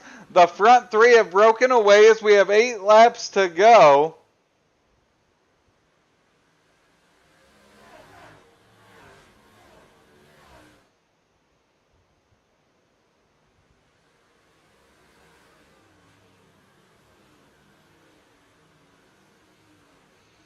Ross has cleared Wentz for second. Trying to move forward on Alex Pomeluy and the lead.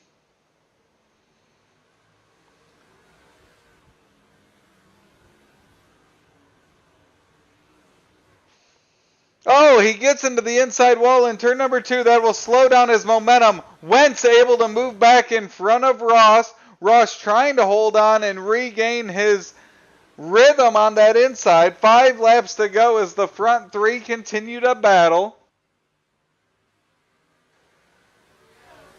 Back in the pack, Butterfield, Kemper, Spangler, and Gilbert all battling for position. As it looked like Gilbert hit that inside wall in turn number 4. He'll keep things going straight. 4 laps to go. 3 laps this time by as Ross continues to make momentum and movement on that inside line, but time is running out. Caution flag waves with 3 to go.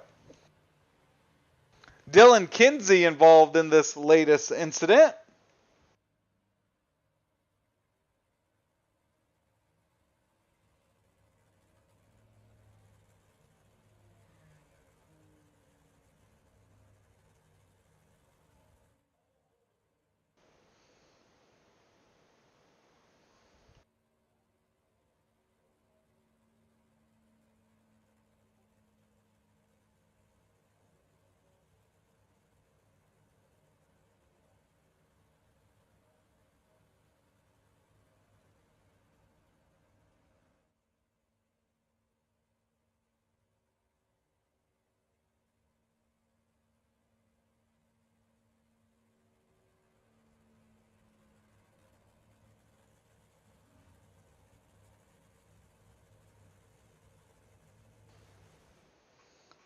So Pomalu will lead. Ross was able to take over that second spot. Wentz will restart third. Massau fourth. Kemper fifth.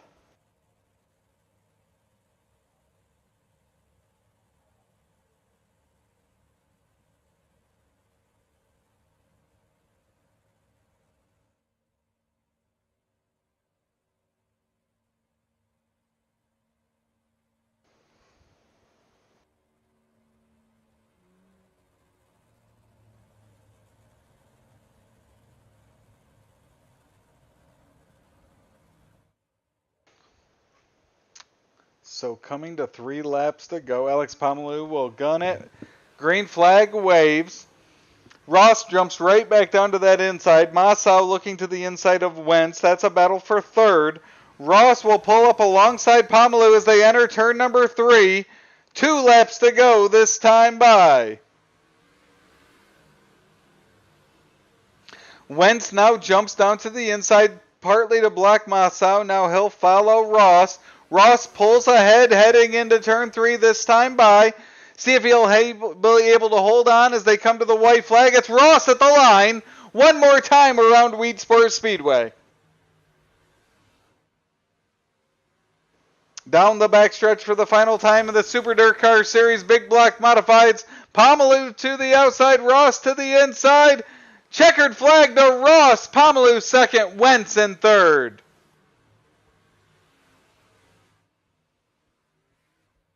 What a finish and a drive by Connor Ross.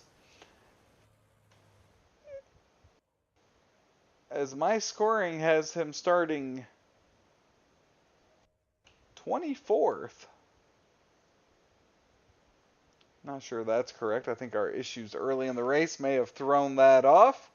But it's Connor Ross, your winner. Alex Pomalu second. Logan Wentz in third. We'll be joined by our podium finishers here in a moment.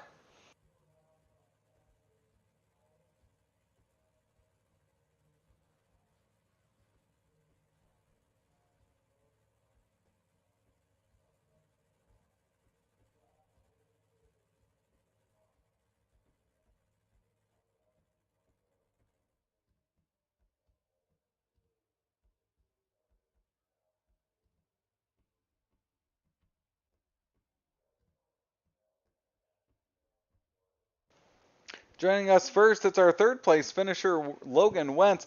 Logan, you were up front really the entirety there. Talk about that battle there you had with Alex first and then Connor as he came up through the field. Well, honestly, I thought I got by Connor before that caution came out, but I guess it came out before we hit the line. I knew I was by him. I at least had him by a nose. It was real fun battling with Alex through the beginning of the race, and then having to battle Connor was just made it a whole lot more fun. Once you saw Connor using that inside line, was there anything you could have done to try to either slow up his momentum or use that inside line to try to make a move on Alex? I'm not really fast on the bottom here. I try to stick to the boards.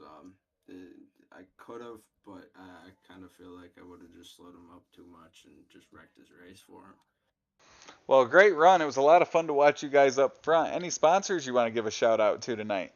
I had to thank Morano Racing, Capsule Time LLC, Gears Unlimited, and Gears Unlimited Friday Night Lights, and you guys for putting on these broadcasts every week, and Coast to Coast for throwing these leagues up. Well, great run, Logan. We look forward to talking to you again soon. Hope to be up here soon. That is our third place finisher tonight with Big Block Modifieds, Logan Wentz. Now joining us up in the booth, it's going to be our second place finisher, Alex Pomalu. Alex, you were out front a majority of that race. Walk us through that finish there that brought you home second.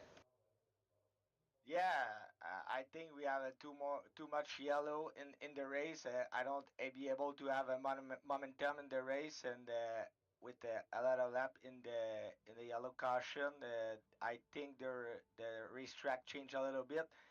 And Connor was very fast in the bottom. I see him, but I don't want to touch him, and I say to start to stay in the top lane to finish the race, and he passed me.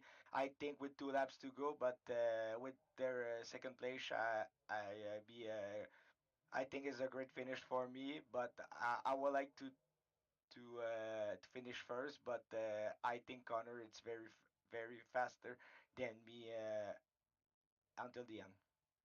Was there anything you could have done? Could you have moved to the inside? Was that an option for you, or did you just prefer staying to the outside? I just want to be outside because it's so slick here inside, and I think with this big block, I don't have a good balance with that car. I have a new steering wheel with new base, new pedals, and it's tough for me to be able to stay in the bottom in the track and don't spin. And I just want to stay in the top and finish second.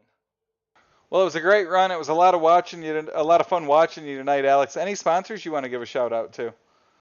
Yes, of course. ATR, me and my cousin, little racing team, ADR Racing, and Apex Design for the wrap of the car. You guy in the booth, you're doing great job week after weeks, and all crew and guys to drive or works for Coast to Coast Racing Leagues. That I think is the best racing league in the iRacing. Thank you guys for this racing. It's a great pleasure to race with you weeks after weeks. Well, congratulations, Alex. That's our second place finisher tonight, Alex Pomelo. And now joining us in Extreme E-Speed TV Victory Lane, it's Connor Ross. Connor, you made that inside line work. Walk us through that charge to the front you had here tonight. It's weed sport. The bottom's always in play. It never really is. It's not the preferred line sometimes, but it's always there. And I just stuck with it, and I just knew once the top side of 4 on the exit kind of got a bit sketchy, that bottom was going to be the place to be, and I just knew I had to stick with it till the end. We talked to some of the other guys. They didn't want to move down to that inside line. What is it about that inside line here that works best for you and your car? Simply, everyone's up on the top side. I go where I have to, and I'm comfortable on the bottom. I know where I gotta lift, and no one's in front of me, so I have my own pace essentially, and it's just comfortability. Well, it was a great charge. It was a lot of fun watching you race and inch your way up there at times. Any sponsors you want to give a shout out to tonight? Yeah, I got to give a shout out to Gambler Motorsports, everyone from there. John Hine, he's giving me a bad, fast race car and a brand new Bicknell chassis, so I got to thank him. But Kingpin Farms, Burger Barn, Petro Plus, Travel Stop, Coast to Coast, and you for broadcasting this. Well, congratulations, Connor. We look forward to talking to you again soon. Thank you. That's Connor Ross. He will be your winner here in the Big Block Modified Division presented by the Super Dirt Car Series. And with that, we will close out our dirt racing portion of the night. We will move on to Dover, where John will join us back up in the booth, and we will have the Tim Chapman Racing NASCAR Xfinity Series. It's going to be 75 laps from Dover Motor Speedway. We're going to take a quick commercial break. When we come back, we'll have asphalt racing from Dover. Before they go fast and start to power slide, we salute you with the big blocks 4 wide. The crowd-pounding, earth-shaking, window-rattling beast of the Northeast. It's the Big Block Modified Super Dirt Car Series.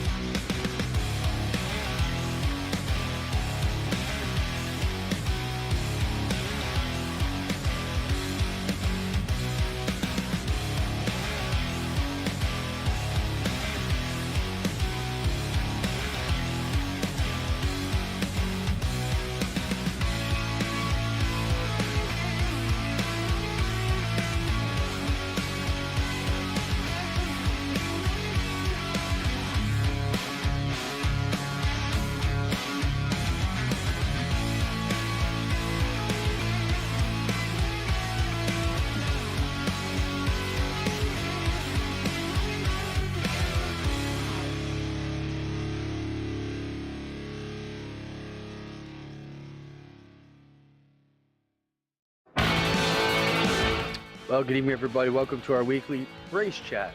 Adam Ross and Clinton Jeffrey are live and interactive every Tuesday night. Rivals Race Chat is your home for race discussion, debate, news, interviews, and more.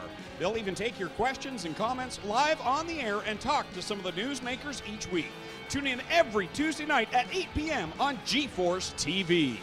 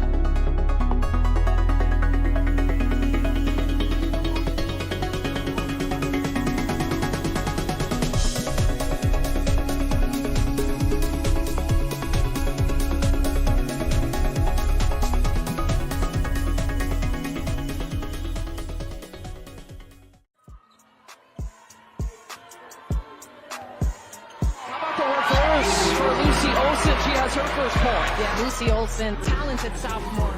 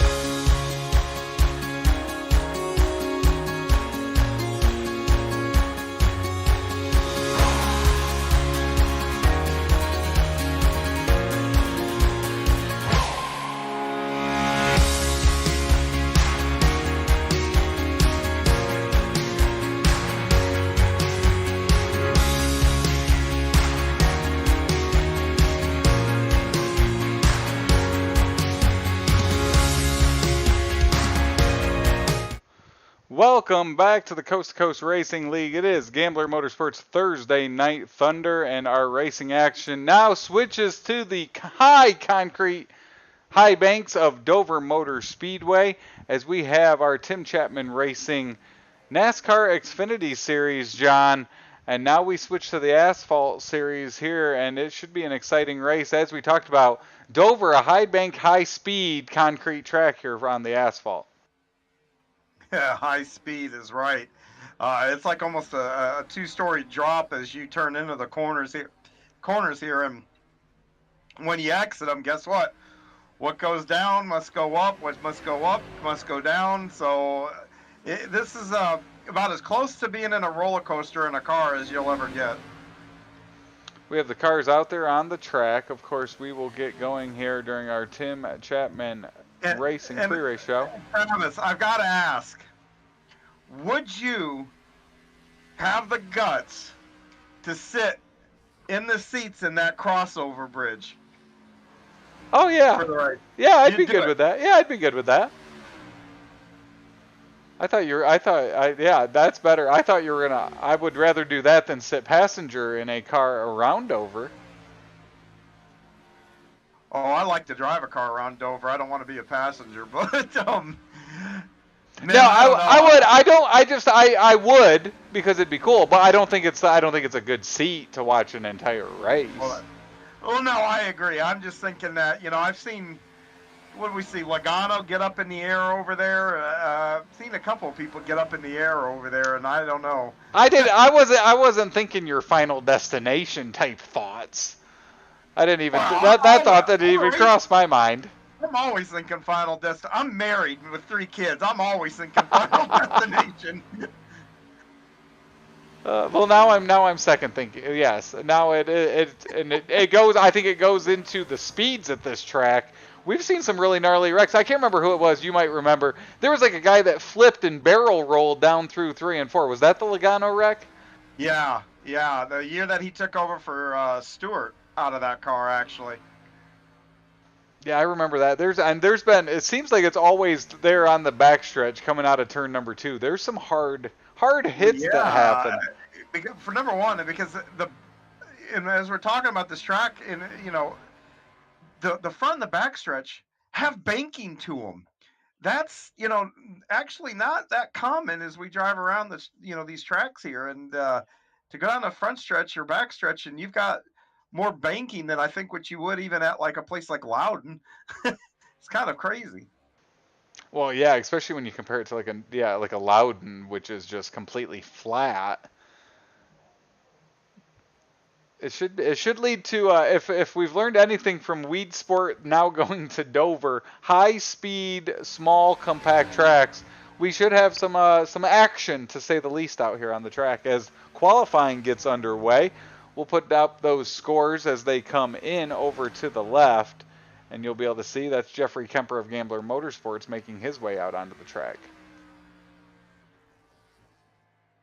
And I don't know how Jeff's modified race, but I'm sure it went better than mine. So, but he's looking forward to this. I mean, this is, from a driver standpoint, this is a really, really fun track to get around.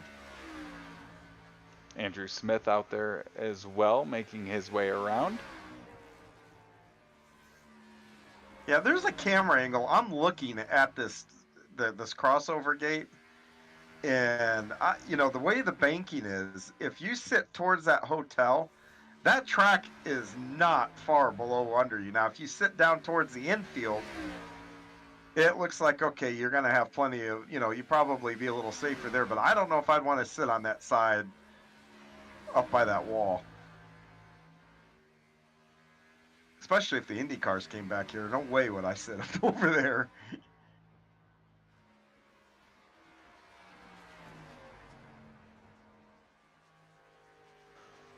Well, it's interesting too. Obviously, 200,000 people anymore. You would think maybe some of these tracks, as they renovate it, would come up with some more unique seating arrangements like that one. You're right, and especially it seems like NASCAR is really focused in the last couple of years about that fan experience. A lot of these garages are getting redone where people can see in the garage stalls, back, where the guys are actually working on the cars and that kind of stuff. I won't be surprised. I mean, someone's got to step onto something that's going to be so popular, overwhelmingly popular.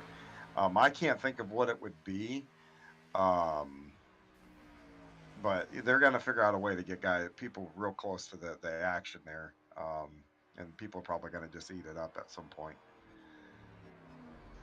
So we continue to have guys go out there. It's Lewis Meglin, a new name for me at least here with the Coast to Coast Racing League, as he is the top spot, edging out Wasn't he in McLaren. the light electric? I honestly, I don't think I've ever called a race for Lewis. Okay, maybe not. Maybe not. I have too many names that just I've called too many races in the last year. And with that, it looks like possibly the first 14 have made their way out there, and that may be the 14 that put down timed laps. Any names jump out to you here tonight as possible contenders at the end of this thing, John? Oh, absolutely. Dan McLaren up there. And I mean, obviously, if Lewis there, I mean, he's got speed. The question is going to be, is it going to be maintained? I see Brandon Ishkanian up there. I see some drivers, though, that I'm surprised that haven't taken spots, but I think they might have been on the naughty list this week with Bob White, Zach Chapman. Those guys are going to start deep in the field. The Brennan Lacey, who is also pretty stout, is also not turned into time yet. So I think we're going to have some talent spread through the field as I'm looking here. I mean, Jeremy Tate and Colin Johnston are about mid-pack right now. Same thing with Jeff Kemper. Yeah, this is I just see guys that could possibly win this spread all the way through the field now that you asked that. Well, as we have about 30 seconds left in this qualifying session before we flip over into that starting lineup for tonight's Dover. 75 laps here around for this event that will conclude our Gambler Motorsports Thursday Night Thunder. And it looks like Meglin McLaren will be the front row leading us to green, as it looks like we have a field just over 20 cars here. And as you mentioned, Bob Light down there towards the bottom, Zach Chapman, Brennan Lacey. But as we've seen in these asphalt races that we've called, John, cautions at the right time, cautions at the wrong time, green flag runs can all come into play at who's there at the end and who is having a chance at a victory. Absolutely. But with that, we will switch on over to our Super Dirt Car Series starting lineup for 75 laps here at Dover. They're going to line them up like this. Starting on the pole is going to be Lewis Meglin there on the pole. Next to him will be Dan McLaren. The second row will be Doyle Lawrence and Brian Lawson. Row number 3 is going to be Brandon Ishkanian and Andrew Smith. Row number 4 is going to be Colin Johnston, Tim Chapman. Rounding out your top 10 will be Cody Graham and Jeremy Tate. Jeff Kemper is going to start 11th. Next to him will be Jacob Busher. Randy Shrees and Mark Gilbert are going to fill out row number 7. Row number 8 is going to be Bob Light and Zach Chapman.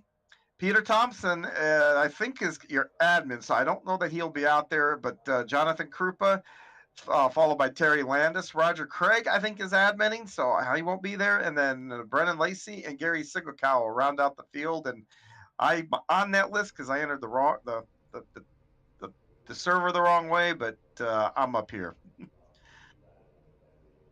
And thankful we are for that, as they are lined up here on that infield front stretch pit road, as Meglin and McLaren will lead us to green. And this series we've seen evolve here, John.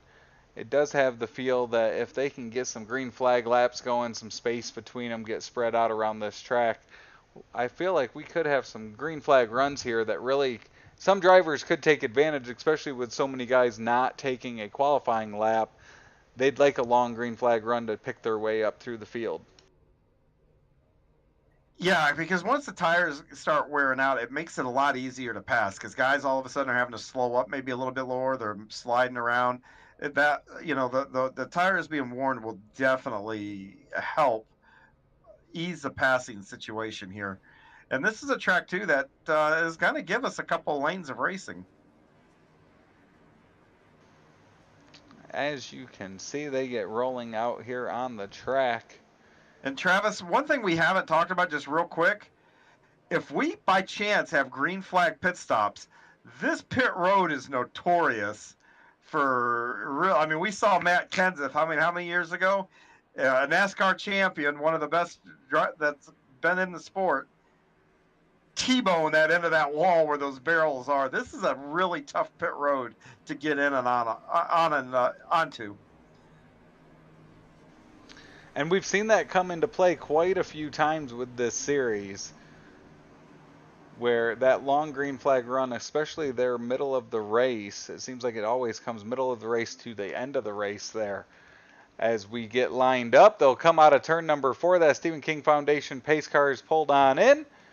Meglin and McLaren lead us to green 2x2 throughout the field, and we are racing at Dover 75 laps around this 1-mile concrete oval up in Delaware. McLaren will use that outside line. A good power move there as he'll move to the front. Lawson up top as well as he makes his way into that 3rd spot.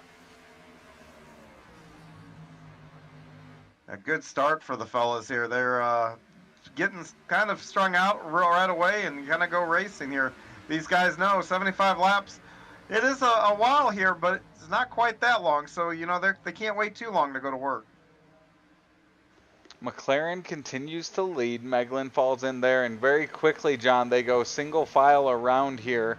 As we talked about, that is the MO, as they'll get into line and then pick them off one by one, as we'll wait to see who down in the pack looks to make their way up towards the front. Quite a few cars coming out of 4 nailed that wall, the front stretch wall there, and you know, that watch for guys to be pushing coming out of 4. That's might cause a problem here early on. Green flag laps continue to tick away. You see Lawson trying to hold off Lawrence. That's a battle for 3rd position as they make their way. That's Brandon Ishkanyan watching on from back. He currently rides in 5th where he started. He's an asphalt guy that should come into play here tonight. And then your buddy over there at Gambler Motorsports, that's 72 of Zach Chapman. He's actually our hard charger here early, John. He's up 4 spots. He's all over the back of Randy Shreves for the 11th spot. He is, and you know, this is a concrete surface, which is basically a cheese grater for tires. I hope Zach's thinking about that, or he might pay the price, but he's got next car on his list is his teammate there, Jeff Kemper. So Shreves under attack now by Jeremy Tate.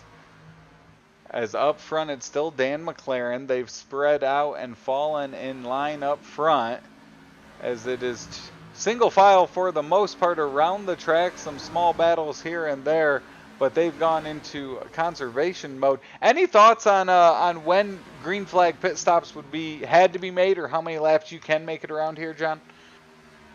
No, I don't really know. All I can think of is the tires are probably going to give up, and guys are, you know, I think you can maybe play a little strategy here, but I'm thinking that from a fuel standpoint, maybe a 2-stop strategy is what's going to be playing out here. So McLaren continues to lead. You can see middle of the corner, almost diamonding the corner, moving up the track as he goes through that corner. Tim Chapman in that Monster Energy machine. He's made up some ground on Brandon Ishkanyan. He's already up 2 spots after starting in the 8th position. He's now knocking on the door for the top 5. As we continue to tick away the laps here, working lap number 8, moving on here shortly to lap number 9. Good start, and Zach's ran his teammate down pretty quick. Yeah, he is, you called it early, he's definitely on the move. As he uses the outside to go around his Gambler Motorsports teammate Jeffrey Kemper. Behind them a good battle as Jeremy Tate moving to the inside of Randy Shreves. Randy had moved up a couple positions. Now he's going to fall a couple spots. His 56 machine maybe not in the best shape here early at Dover.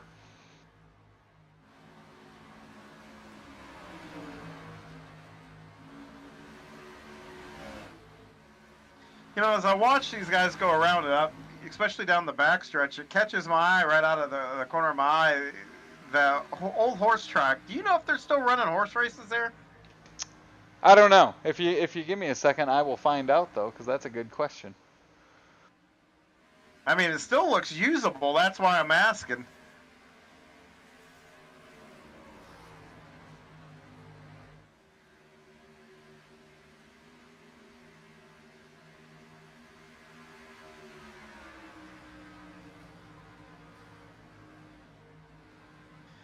And anyway, here we got a nice battle throughout the field here, and these guys have all kind of strung out, as we touched on a little bit earlier. And, you know, the drivers right now are really trying to feel their way out and just get into a rhythm, because the quicker you can get into a rhythm, actually, believe it or not, the less wear you're going to put into your tires, because you're going to do the same things over and over, unless you're overdriving the corner every time. But usually a rhythm will get you out of overdriving a little bit and get you kind of just to drive what the car will give you and where it's comfortable and all that kind of stuff. So right now, is even though there's not a lot of wholesale passing going on other than the Chapman car, this is a really, really important part of the race here. And I'm starting to see two grooves form with a heck of a battle right around Andrew Smith and Cody Graham and them. To answer your question, John, yes, they do. It is harness racing that occurs there still. Gotcha. Oh, and around goes the 37. And that will be the first caution of the night. Of course, that building on the backstretch is also the casino and hotel. Yes. So plenty of gambling there in Delaware. I know the college kids across the street just have it made, don't they? I know, right? Plenty of action, and it seems like always whenever NASCAR's at Dover, they always talk about being in the hotel and casino and just seeing everybody else in there as well. Yeah.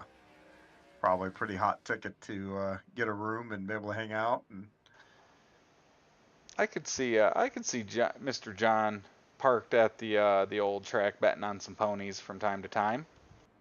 No, I'm more likely to be in the casino playing blackjack. Okay, fair enough. And we've got pit stops being made here on lap 15. Yes.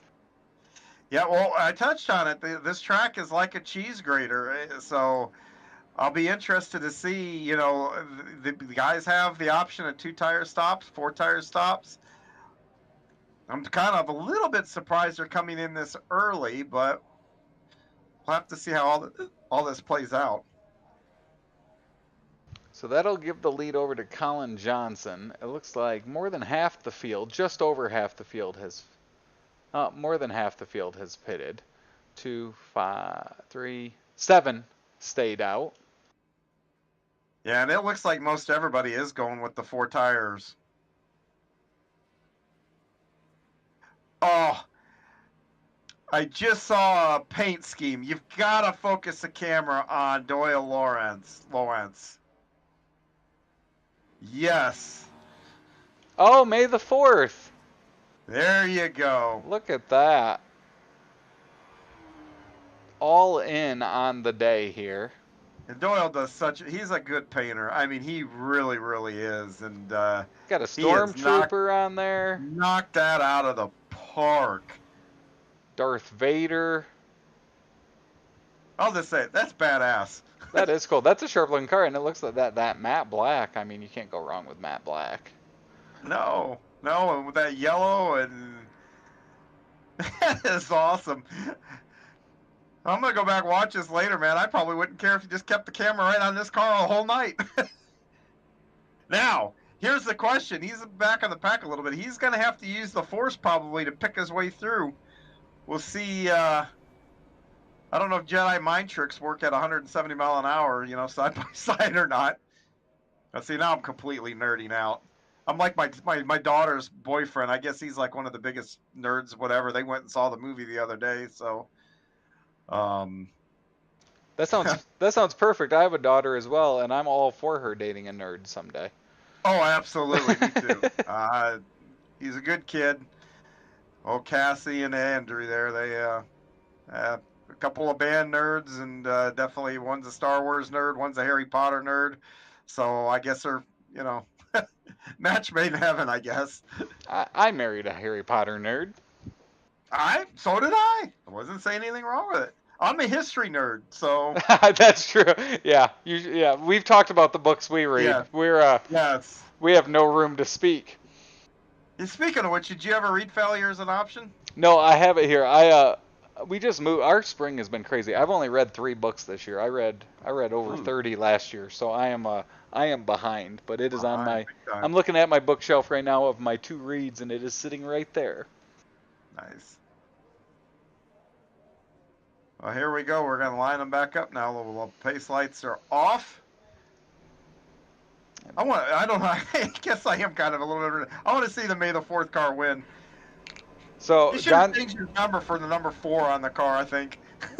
John's made his pick. I've made my pick, absolutely. Watch, now he's going to get wadded up here in turn 1.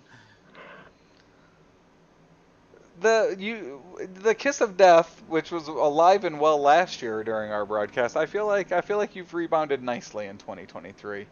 I think so too. I don't feel like I'm cursing guys right, left, and center. Well, we have a shakeup up front with the pit stops. McLaren will restart 4th. You've got fifth. Johnston, Tate, Light, and Ish Canyon all in front of him now. As we'll see what those tires do with about 16 laps on the cars in front.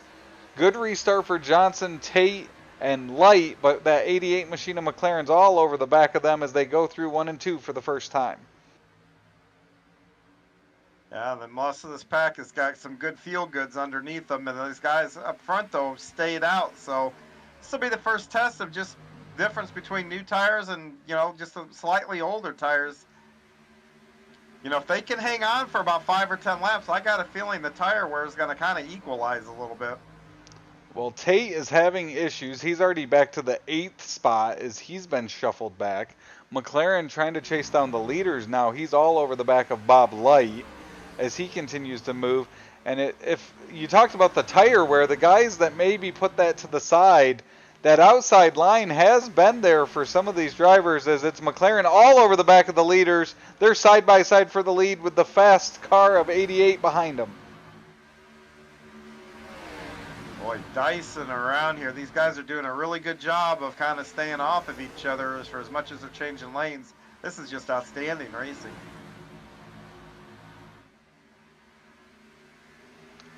So Bob Light now leads. McLaren falls into that 2nd spot. He'll look to the inside of Light. And just like that, John, in about 4 laps, he was able to move up from 5th to the lead. Meglin, though, who pitted with him, still back in that 5th position. Oh, another caution. This one looks like Tim Chapman, Terry Landis, Randy Shreves involved. And when I did a replay during the big blocks, John, I lost connection. So I'm not going to do that until we get that figured out. Okay, yeah, there's a little contact there between the 3 of them. That was kind of more of a racing deal. And what really packed and stacked them up is the fact this is a self-cleaning track. The contact happened with the cars on the outside lane, and they slid down to the cars to the inside lane. Something very common here at Dover Downs International Raceway. I believe they call that one of those self-cleaning tracks. Yes. And Bob Light's going to make his way down. Colin Johnson, Ish Canyon, all the guys that had stayed out there about 7 laps ago are going to make their way down to pit road here on lap number 23.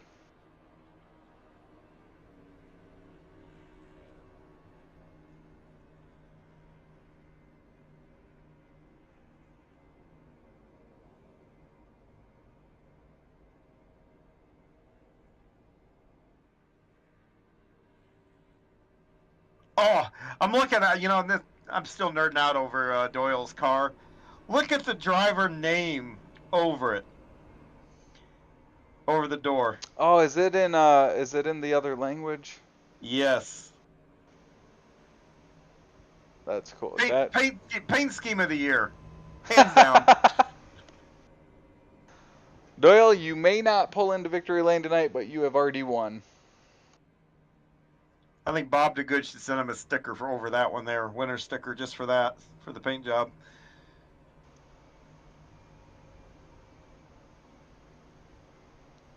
There's always this is obviously part of the good, but on May the 4th there's always some good content out there for May the 4th, and there's always some not so good content for May the 4th. Yes. You can't force it. That's the tip of the day. There's the dark side and the light side of May the 4th, right? Exactly. And then we go into Cinco de Mayo tomorrow. On a Friday, nonetheless, John. Yes. yes.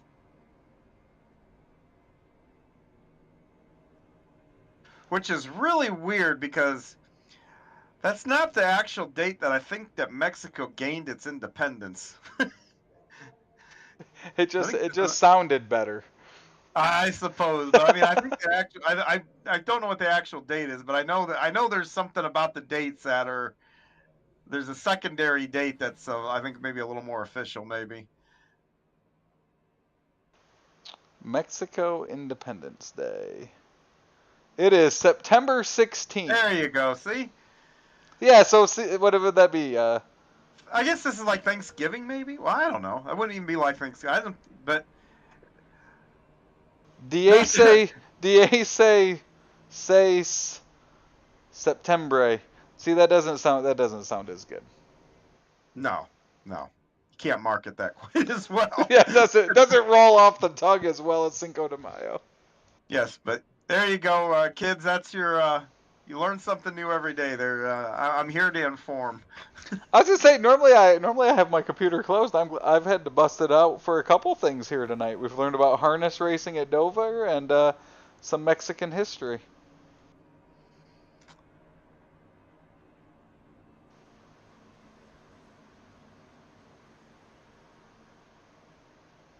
Up until a few years ago, I would have went to the conspiracy theory because I actually told my wife, and I swear to God, it was like 4 or 5 years ago before the last thing, but I did say that Ray was my mind went blank. With the Emperor, she was a Sith, and I was right. I was proud of that. Fun fact here, since you've got me down this rabbit hole, John. Cinco de Mayo is actually the day that they called for the independence of Mexico, and it started the decade-long independence war. Gotcha. Okay, I knew there was something about it. I'd read about it and read about the history, and I just couldn't remember off the top of my head as the pace car goes off. Like I said, we're here to inform. Exactly, and thankful for a lot of people. We're going back to green flag racing here. Yes. So McLaren will be back out in front. He's got Lawson, Graham, Meglin now, the front four. Good restart for McLaren. Theirs will work lap number 27 of 75 here at Dover. Some side-by-side action throughout the field, but the front 7 all get single file down the backstretch. And right about now, all the people watching are saying, please don't let there be another caution.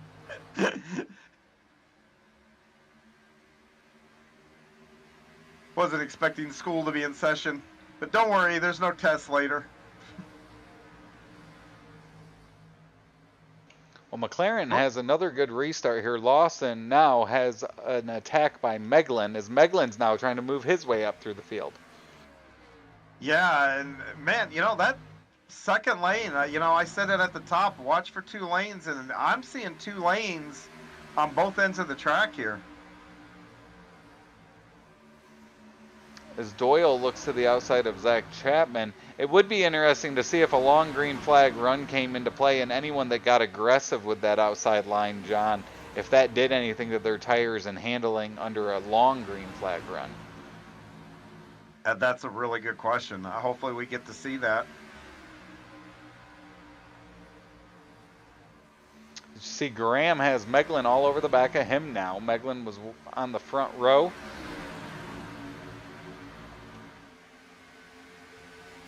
Actually our pole sitter for the event as he looks to regain that spot. And we talked about him earlier, John. Zach Chapman continues his charge. He's now up a dozen spots. He's moved into that 4th spot.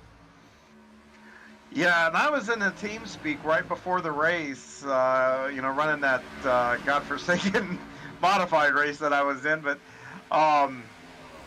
he was pretty confident. I think he said he was P2 on the board behind Bob White at the time, so I could hear it in his voice. He had high hopes, and he is really putting it down right now, all the way up to 4th.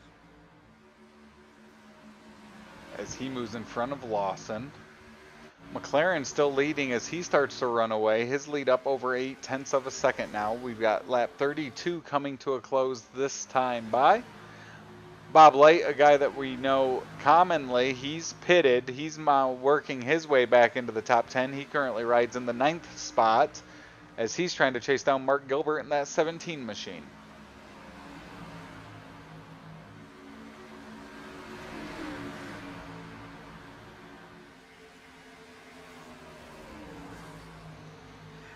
The last race you and I called here, I think pit strategy played a part in that finish, didn't it? Was it a case of somebody staying out long, or was it a short pit? But it seems like pit strategy determined the race last fall when we were here, when you and I were here. Yeah, it did. I was, when you said it was he stayed out long, I was thinking at that, but now after you mentioned the other, I think it was a short pit. And he ran him down. Yep. Yeah, maybe, yeah. It'll be interesting to see if that doesn't happen again here. McLaren's lead now stretched over 9/10 of a second. Cody Graham under attack from Meglin. Meglin trying to get it back into that second spot where he ran early in this one. Graham will move up and give that inside line to Meglin, and they'll be side by side as they cross the start-finish line.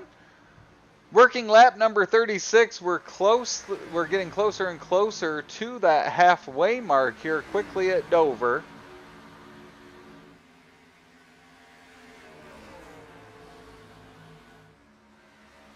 Yeah, race is kind of flying by here, but it shows you how fast they're going. I mean, still 100. I mean, you see how fast they're going. They're going 140 in the middle of the corners. They're 160, 62 at the end of the straights. You don't have a whole lot of, you don't scrub a lot of speed. This is a mile track.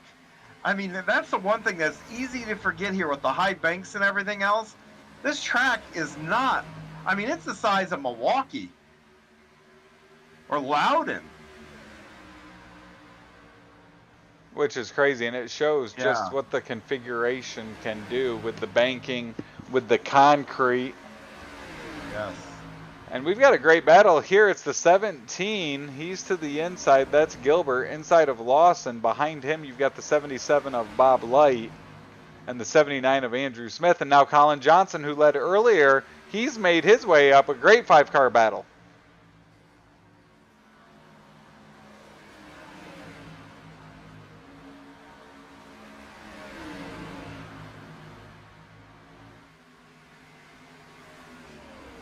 This track is so much fun to race on. Even though you're battling and everything else, it's still a nice cat and mouse game. And it's so easy to overstep your bounds, too. Well, and Lawson had a rough couple laps there. Now he sits in the 10th spot. He'll try to settle in. Looks like he's running a line or two up, John. Not down on the inside there and not much higher. Seems like he has easier on the tires, so I mean maybe he's thinking ahead here a little bit. Maybe gonna do a 2-tire stop or whatever. Because when you're this far back, Travis, you almost got to try to do something a little different to make up ground. You're not doing it on raw speed, but boy, Ishkanian has really caught this group too, and Lawrence is starting to kind of fall back. Lots of comers and goers right now. So we really had two pit segments, of one on lap 15, one on lap 23. So we're coming up to about 30 laps on these tires for those including the leader. And the other half of the field 7 laps behind them. So it'll be interesting to see how this plays out now as we're getting closer and closer to just 30 laps to go. Yeah, and I'd have to figure that pit window is going to start to open, I'd say maybe around lap 50 maybe, 40, maybe 47 to 50 and beyond.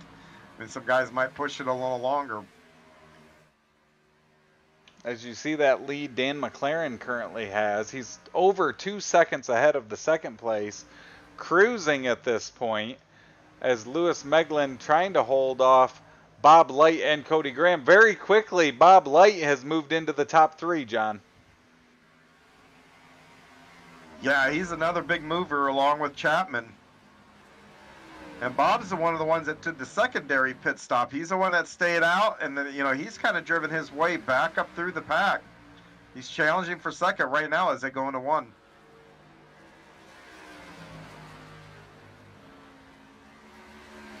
I think Zach's used his stuff up a little bit, trying to, cutting through the field like he did.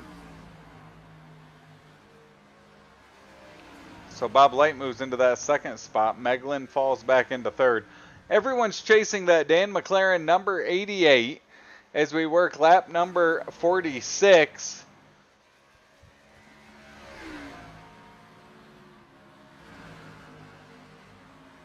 Colin Johnson continues his charge back up toward the front. He's trying to chase down Mark Gilbert.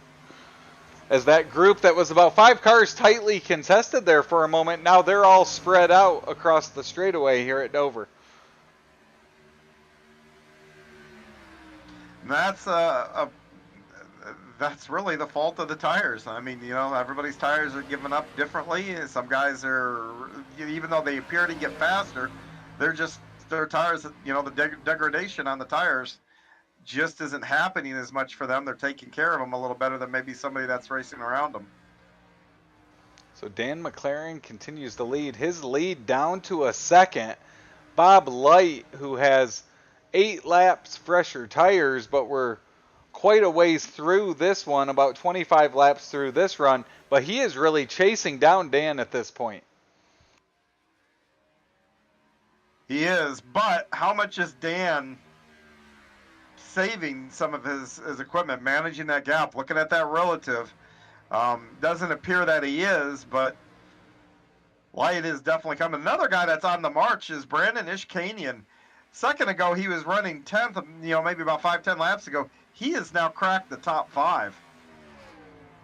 Crack the top 5 as we will complete this lap. Lap number 49, move on to lap 50, and then we will be within 25 laps of the finish here as Dan McLaren's lead on Bob Light continues to diminish. And I'm going to tell you right now, drivers are screaming, please let there be a caution. I need tires. I need tires. I need tires.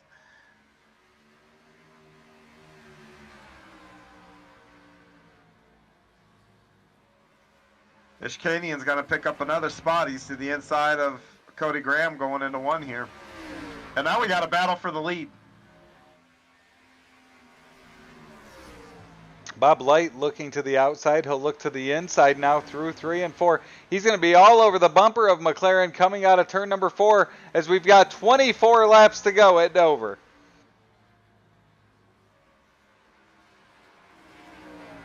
There goes Bob into the lead here. I don't think McLaren was putting up too much of a fight there. Now the question is going to be who blinks first and pits, because, you don't want to take the risk. I talked about it earlier about how difficult this pit road is. You don't want, we got one on pit road already. That would have been the 017 there of Gilbert on pit road. So Bob Light will take over the lead. 23 laps to go now. They have quite a gap, about a 3-second gap on Lewis Meglin, who currently runs in third.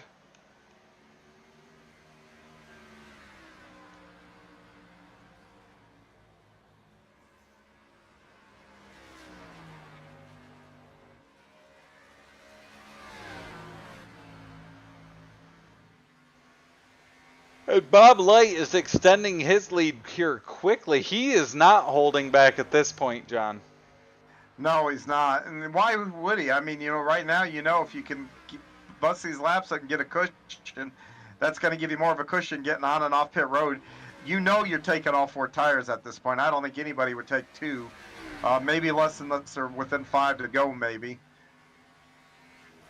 But they've been out there for a while now, over 30 laps. I kind of do wonder how much fuel that they are going to have here. Still, the only one I've seen on pit road is the 017 there of Gilbert. He had his stop and already off.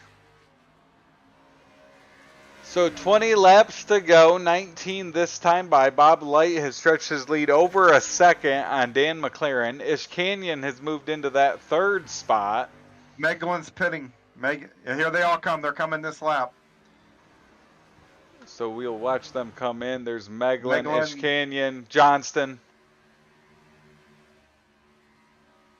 Tate, Kemper, all these guys are coming in here. We'll see if the leaders come in this time because they can't really afford to stay out there. If those guys get out of the pits on those new tires, they're going to close a big gap. The undercut will work here. And the front two will stay out.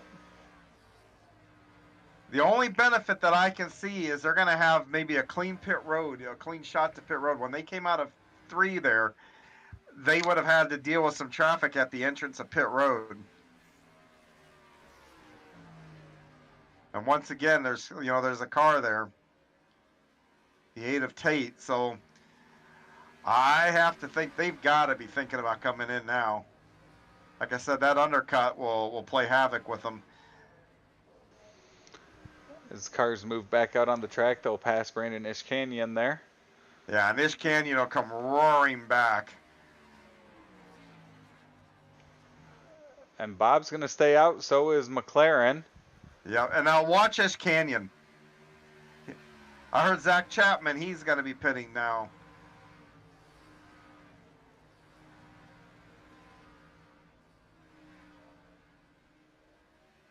As things are about... Leader's coming.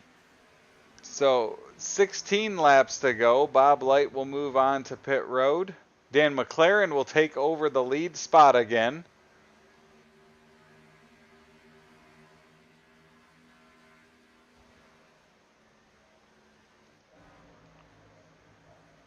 As now McLaren will stay out. Cody Graham is about 6 seconds behind him in second currently. He also has not pitted. So it's going to leave Dan McLaren, Cody Graham, the 2, and there comes McLaren. Big questions. Where does Bob Light come out at? So he is still on pit road. Terry Landis is just now exiting. He's running in 6th. Ishkanyan runs in 7th. Now 5th. So Bob Light's making his way out, but Ishkanyan's making his way around. Ishkanyan's going to come out ahead of Bob Light. Yeah, right there is the undercut. He had the 4 or 5 laps on those newer tires, and he probably made up 4 or 5 seconds with those newer tires. But now, Bob's got a fresh set of good years here now, and so Bob will start reeling them back in. As they go around McLaren. But we've only got like 13 laps left to go here, so we'll see if he's got enough, if there's enough there for him to get to him. So Ishkanyan's lead got up to 9/10 of a second. It's already down to 7/10 of a second as Bob gets under speed. I think Light's going to make a race out of this. We've got 13 laps to go, and that gap is closing quickly.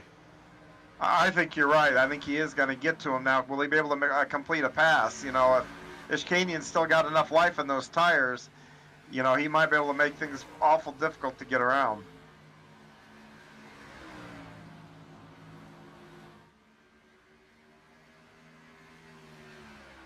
Boy, Bob's just very, very stout coming out of those corners.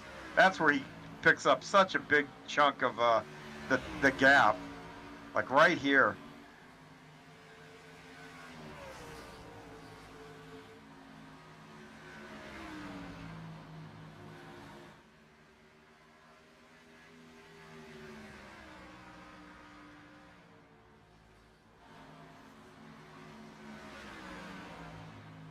So Bob has closed it to 0.3 of a second as we're coming to 10 laps to go. Ishkanyan has the lead. He'll try to hold on. A caution flag, John. Wow. That's big.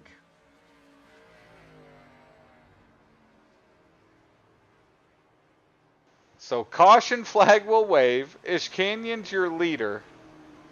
One thing of note, John, I don't know if you can look back. Dan McLaren is running in 12th.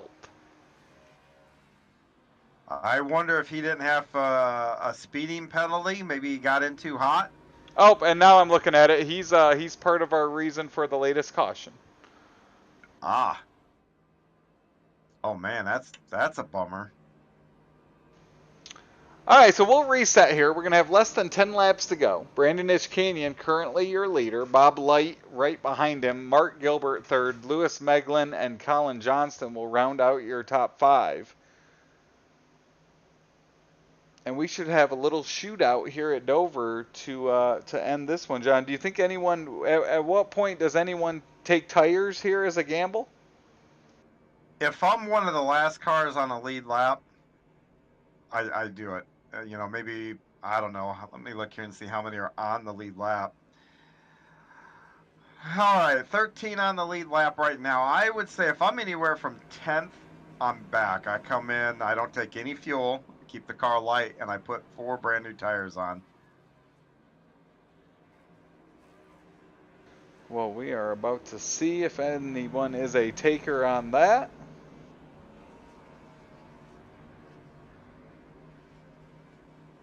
Now remember, unlike our dirt races earlier, these caution laps do count. So, you know, for as far as Bob Light goes, his opportunity is narrowing a bit to try to make this pass on Ishkanian.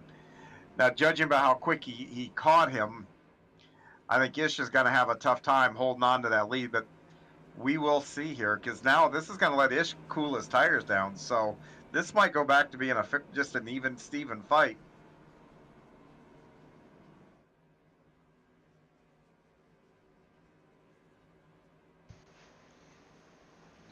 So we'll see if the lights go off that Stephen King Foundation pace car. This time, one more lap before that will happen.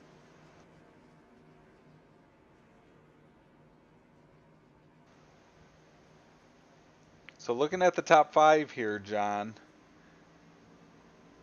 any thoughts on maybe anyone up there that may have an advantage?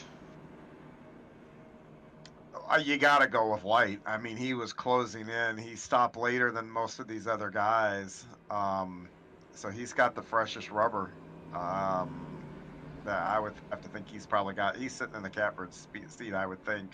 I think if he can get a good start, because they'll be side by side, if he can stay at least Ishkanian's quarter panel as they come off of 2, I think that's going to be sayonara at that point.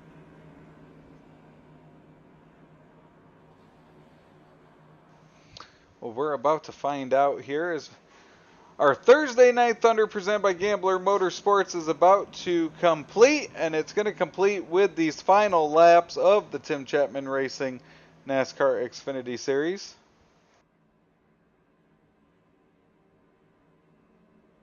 As they will get lined up, ready to go.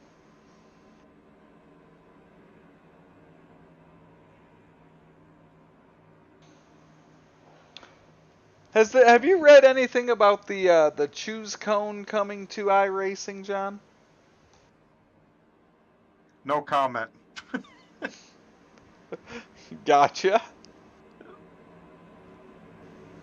But yeah, I wouldn't be surprised to see it sooner rather than later. So we have 7 laps to go here in our NASCAR Xfinity race at Dover. Side by side, Bob Light to the outside, Ishkanian to the inside.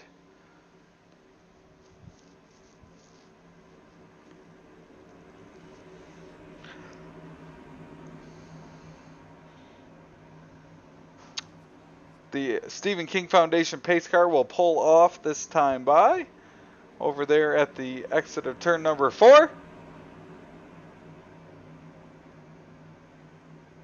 They'll make their way through turn number 4 down the front stretch here at Dover. Green flag will wave. Ishkanian will gun it. A good start for him. As the 17 of Gilbert will look to the inside of Bob Light. Meglin watches on from the 4th spot. All contact with the 98 and the 88, but they keep going. Bob Light's able to regroup. It's amazing how quickly he's able to just turn it on and close that gap, as he is going to be all over the bumper of Ishkanian with 5 laps to go. And Ishkanian's being defensive. He doesn't want Bob to get to his inside here. Watch Ishkanian as he comes out of the corner. He's going right to the middle of the track, going down to the low. Oh, McLaren goes around hard into the outside wall on the backstretch. His night gets just a little bit worse. And John, we are going to get this down to a green-white checkered. Oh, Zach Chapman lost the back end of that, and he barely caught McLaren. Oh, that's a tough break for Dan. He led most of this race. Man, those are ones that stick with you until next week comes around and you get to race again.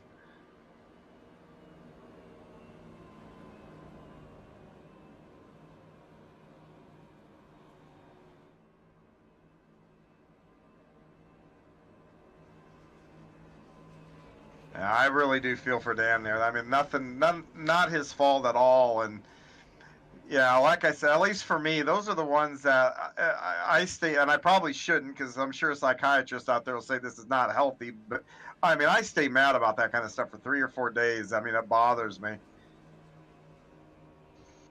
When I let ones get away, anyway.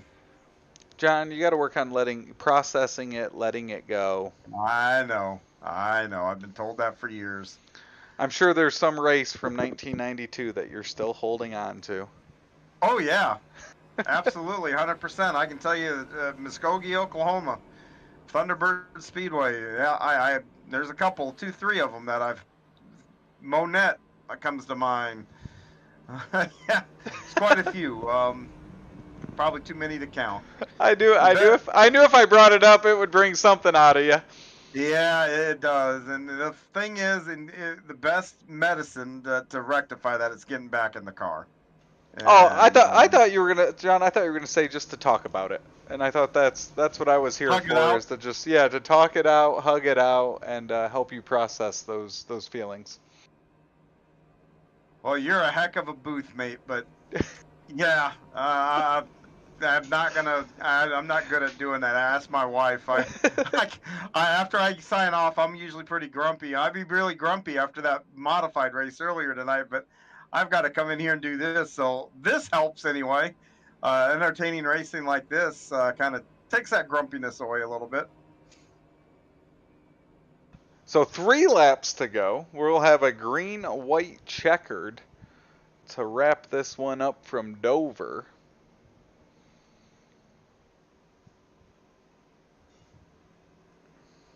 As the lights are still on, so we will should see them go off this next time by. Of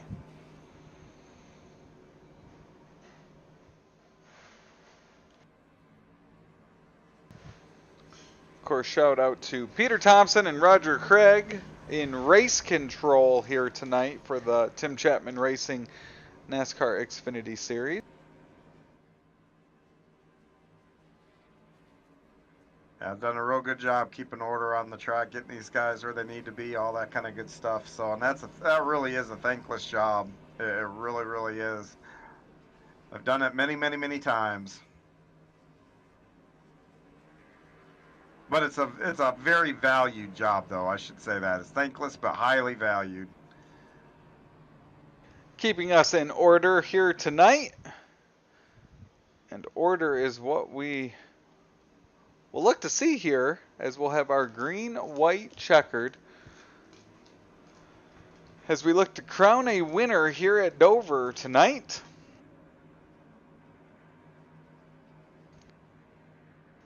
And John, we will officially be into overtime, so when we take that green flag, we will be at the 75 lap mark.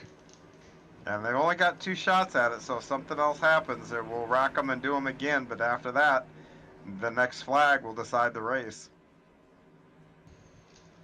So the lights are off pace car. We're 2x2. Ish Canyon Light will be row number 1. It's Meglin Gilbert in row number 2.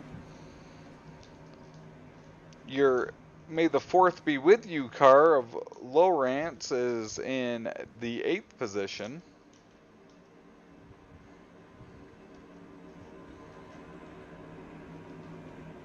And they will make their way through in 3 and 4, headed towards that green flag here at Dover. Stephen King Foundation pace car dives on into the pit road as they look to enter that Mission 22 restart zone. Ish Canyon will pace the field. Green flag will wave. Good start for Ish Canyon as he jumps up in front of Bob Light. Oh, contact right off the bat. I don't know how they didn't wreck. Well, Bob Light has the momentum coming out of turn number 2. He's all over Ish Canyon. Ish Canyon gets bumped to the inside or loose. I couldn't tell. We were watching from head on there. But Bob Light will take over the lead spot. And now Meglin's all over Ish Canyon for second. White flag waves, John. So next flag is the final flag. Bob Light separates from the rest of the field. He has a good lead. Around goes I think it's Lowrance. So there goes the May the 4th be with you car. Yeah, and that was net code big time. And out of turn number 4, your winner at Dover, the 77 Bob Light over Brandon Ish Canyon. Gilbert will bring home a 3rd place. Well, it didn't disappoint there, John, to conclude our Thursday Night Thunder. No, it did not. And this is a kind of an action track. Lived up to expectation.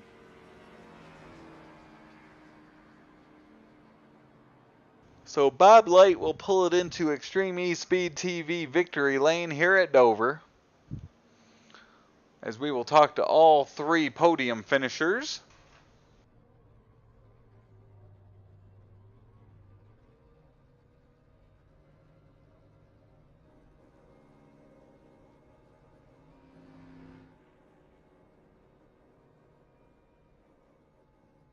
As Bob Light will be your winner here in the Tim Chapman Racing NASCAR Xfinity Series. 75 laps complete here at Dover. Actually, we did more. We did 78 laps here at Dover. Yeah, I'm looking down. We had quite a few leaders, but the one that sticks out, like I said, the heartbreak of the night is going to be Dan McLaren. Led 46 laps over half the race. Not really going to have a whole lot to show for it there, so I'm sure he's going to be a bit frustrated here tonight, but there's always next week for him. So as Bob Light celebrates, we'll throw it down to you, John. You've got our 3rd place finisher, Mark Gilbert. I do. Mark, this is John. You got a copy? Yeah, John, how you doing? Doing well. Hey, man, you've got a nice finish here, top podium, and got a little crazy at the end there. What was going through your mind when that caution came out with, what was it, like 3 or 4 to go? I was hoping not to see a caution. I pitted early just to kind of get a little strategy move and just maybe get some track position, and by pitting early. And when the caution come out, I was like, oh man, they're all going to be right back on me. I didn't think my tires would hold up, but they were pretty good there at the end. I learned something there. What lap did you take your final pit stop at? With I think 23 to go. Yeah, so you were one of the ones that had just slightly older tires up in that ground. Well, I was trying to figure out if they would equalize and kind of level out there a little bit. And man, that's an outstanding finish to have those little bit older tires there to do that. Do you have any problems getting on pit road or anything? This is a notoriously difficult pit road to get onto. Surprisingly, I didn't, and honestly, I've never done a green flag stop here before.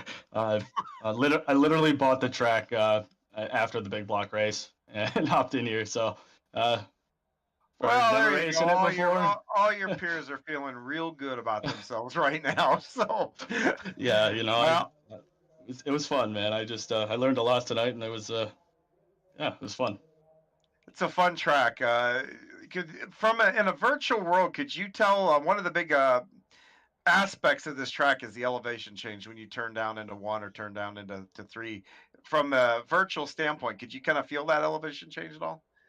A little bit, yeah. It almost felt like if you hit your marks right, you could feel the car, like you could almost feel the car go down the banking, and then you knew you were going to get that good run off. But if you missed it, you just kind of skated up the track. That's awesome. Well, man, I'm going to take a step back here and let you give a shout out to whoever you like here. Yeah, just give a shout out to Venom Racing and those guys over there. Dan McLaren helped me out a bunch. Tough break for him there tonight. I think he was the class of the field. And then RCP Cockpits, W Energy, you guys at the broadcast, everybody at Coast to Coast for everything they do. All right, bud. Well, congratulations, and hopefully we can talk to you again here next week. All right, sounds good, John. Talk to you later. Yep, that's Mark Gilbert, our third place finisher. And Travis, who have you caught up with? We've got our second place finisher, Brandon Ishkanian. Brandon, you had the lead there with that green-white checkered finish coming to the green there. Walk us through your strategy and what maybe you could have done different to hold on to that lead.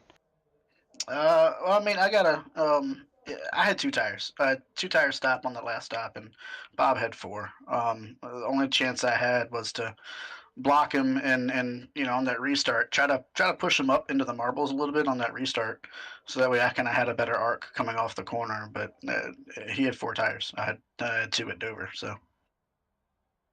When you had those the tires in off sequence there, what was kind of the strategy earlier in the race, and did it play out the way that you wanted it to throughout the rest of the evening?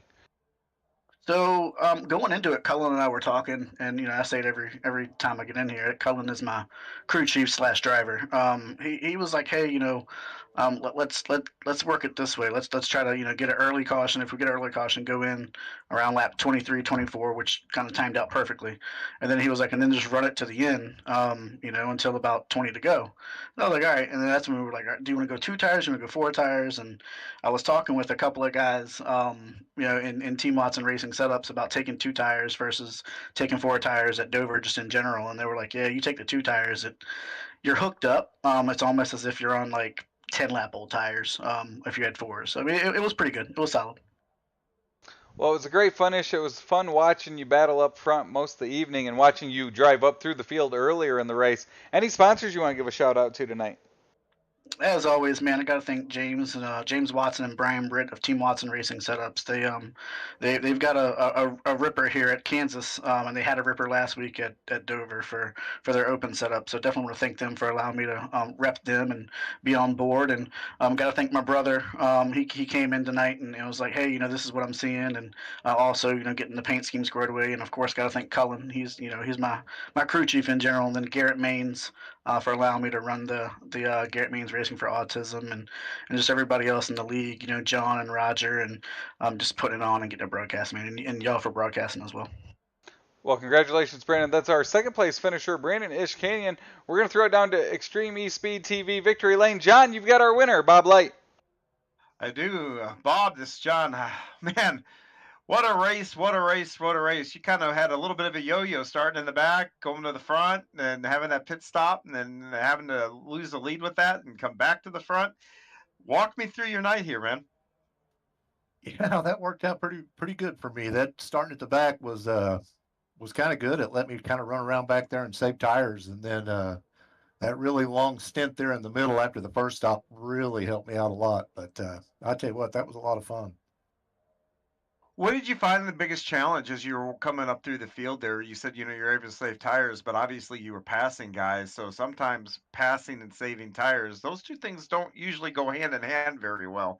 How did you do it? Yeah, that was the biggest challenge, was just trying to let the car get straight before you really got back into throttle, and being patient, just waiting till you could get that good run coming off the corner without hurting the tires too bad. Well, I tell you, you put on a show here. You're able to get another victory. And what is it your favorite thing here about this track here at Dover? I mean, you really, like I said, you put up quite a performance in tonight. Yeah, I really like the tracks that you got to use your feet a lot instead of just the wheels. This is one of those tracks.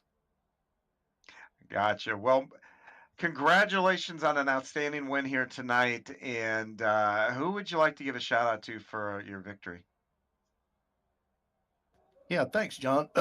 Slide Job Racing Network, big thanks to them, and RSN Trackside, Marconi Setup Shop, and then my teammates Jeremy, Jacob, Preston, Perry, and the boss, Jacob now, I guess. So shout out to all those guys. And then, of course, the Coast to Coast League, and you guys for doing the broadcast. It's much appreciated. Well, thank you very much. You have a good week, and we'll talk at you somewhere down the road. All right. Thank you, John. Yep. That's Bob Light, tonight's big winner from the Dover Downs Raceway.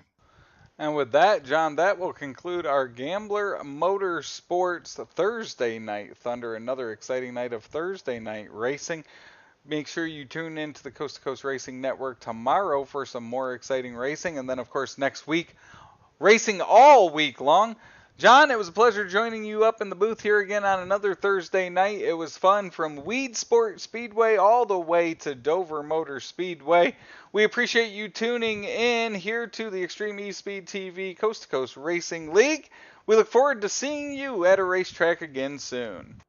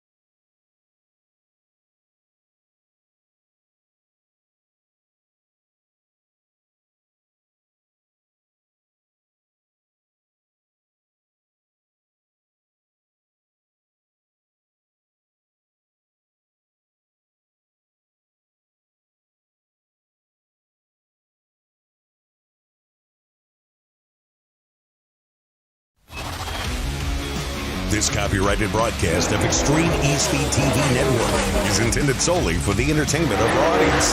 Any retransmitted, reproduced, rebroadcast, or otherwise distributed or used in any form without express written consent of the Extreme E-Speed TV Network is strictly prohibited. We hope you've enjoyed this broadcast.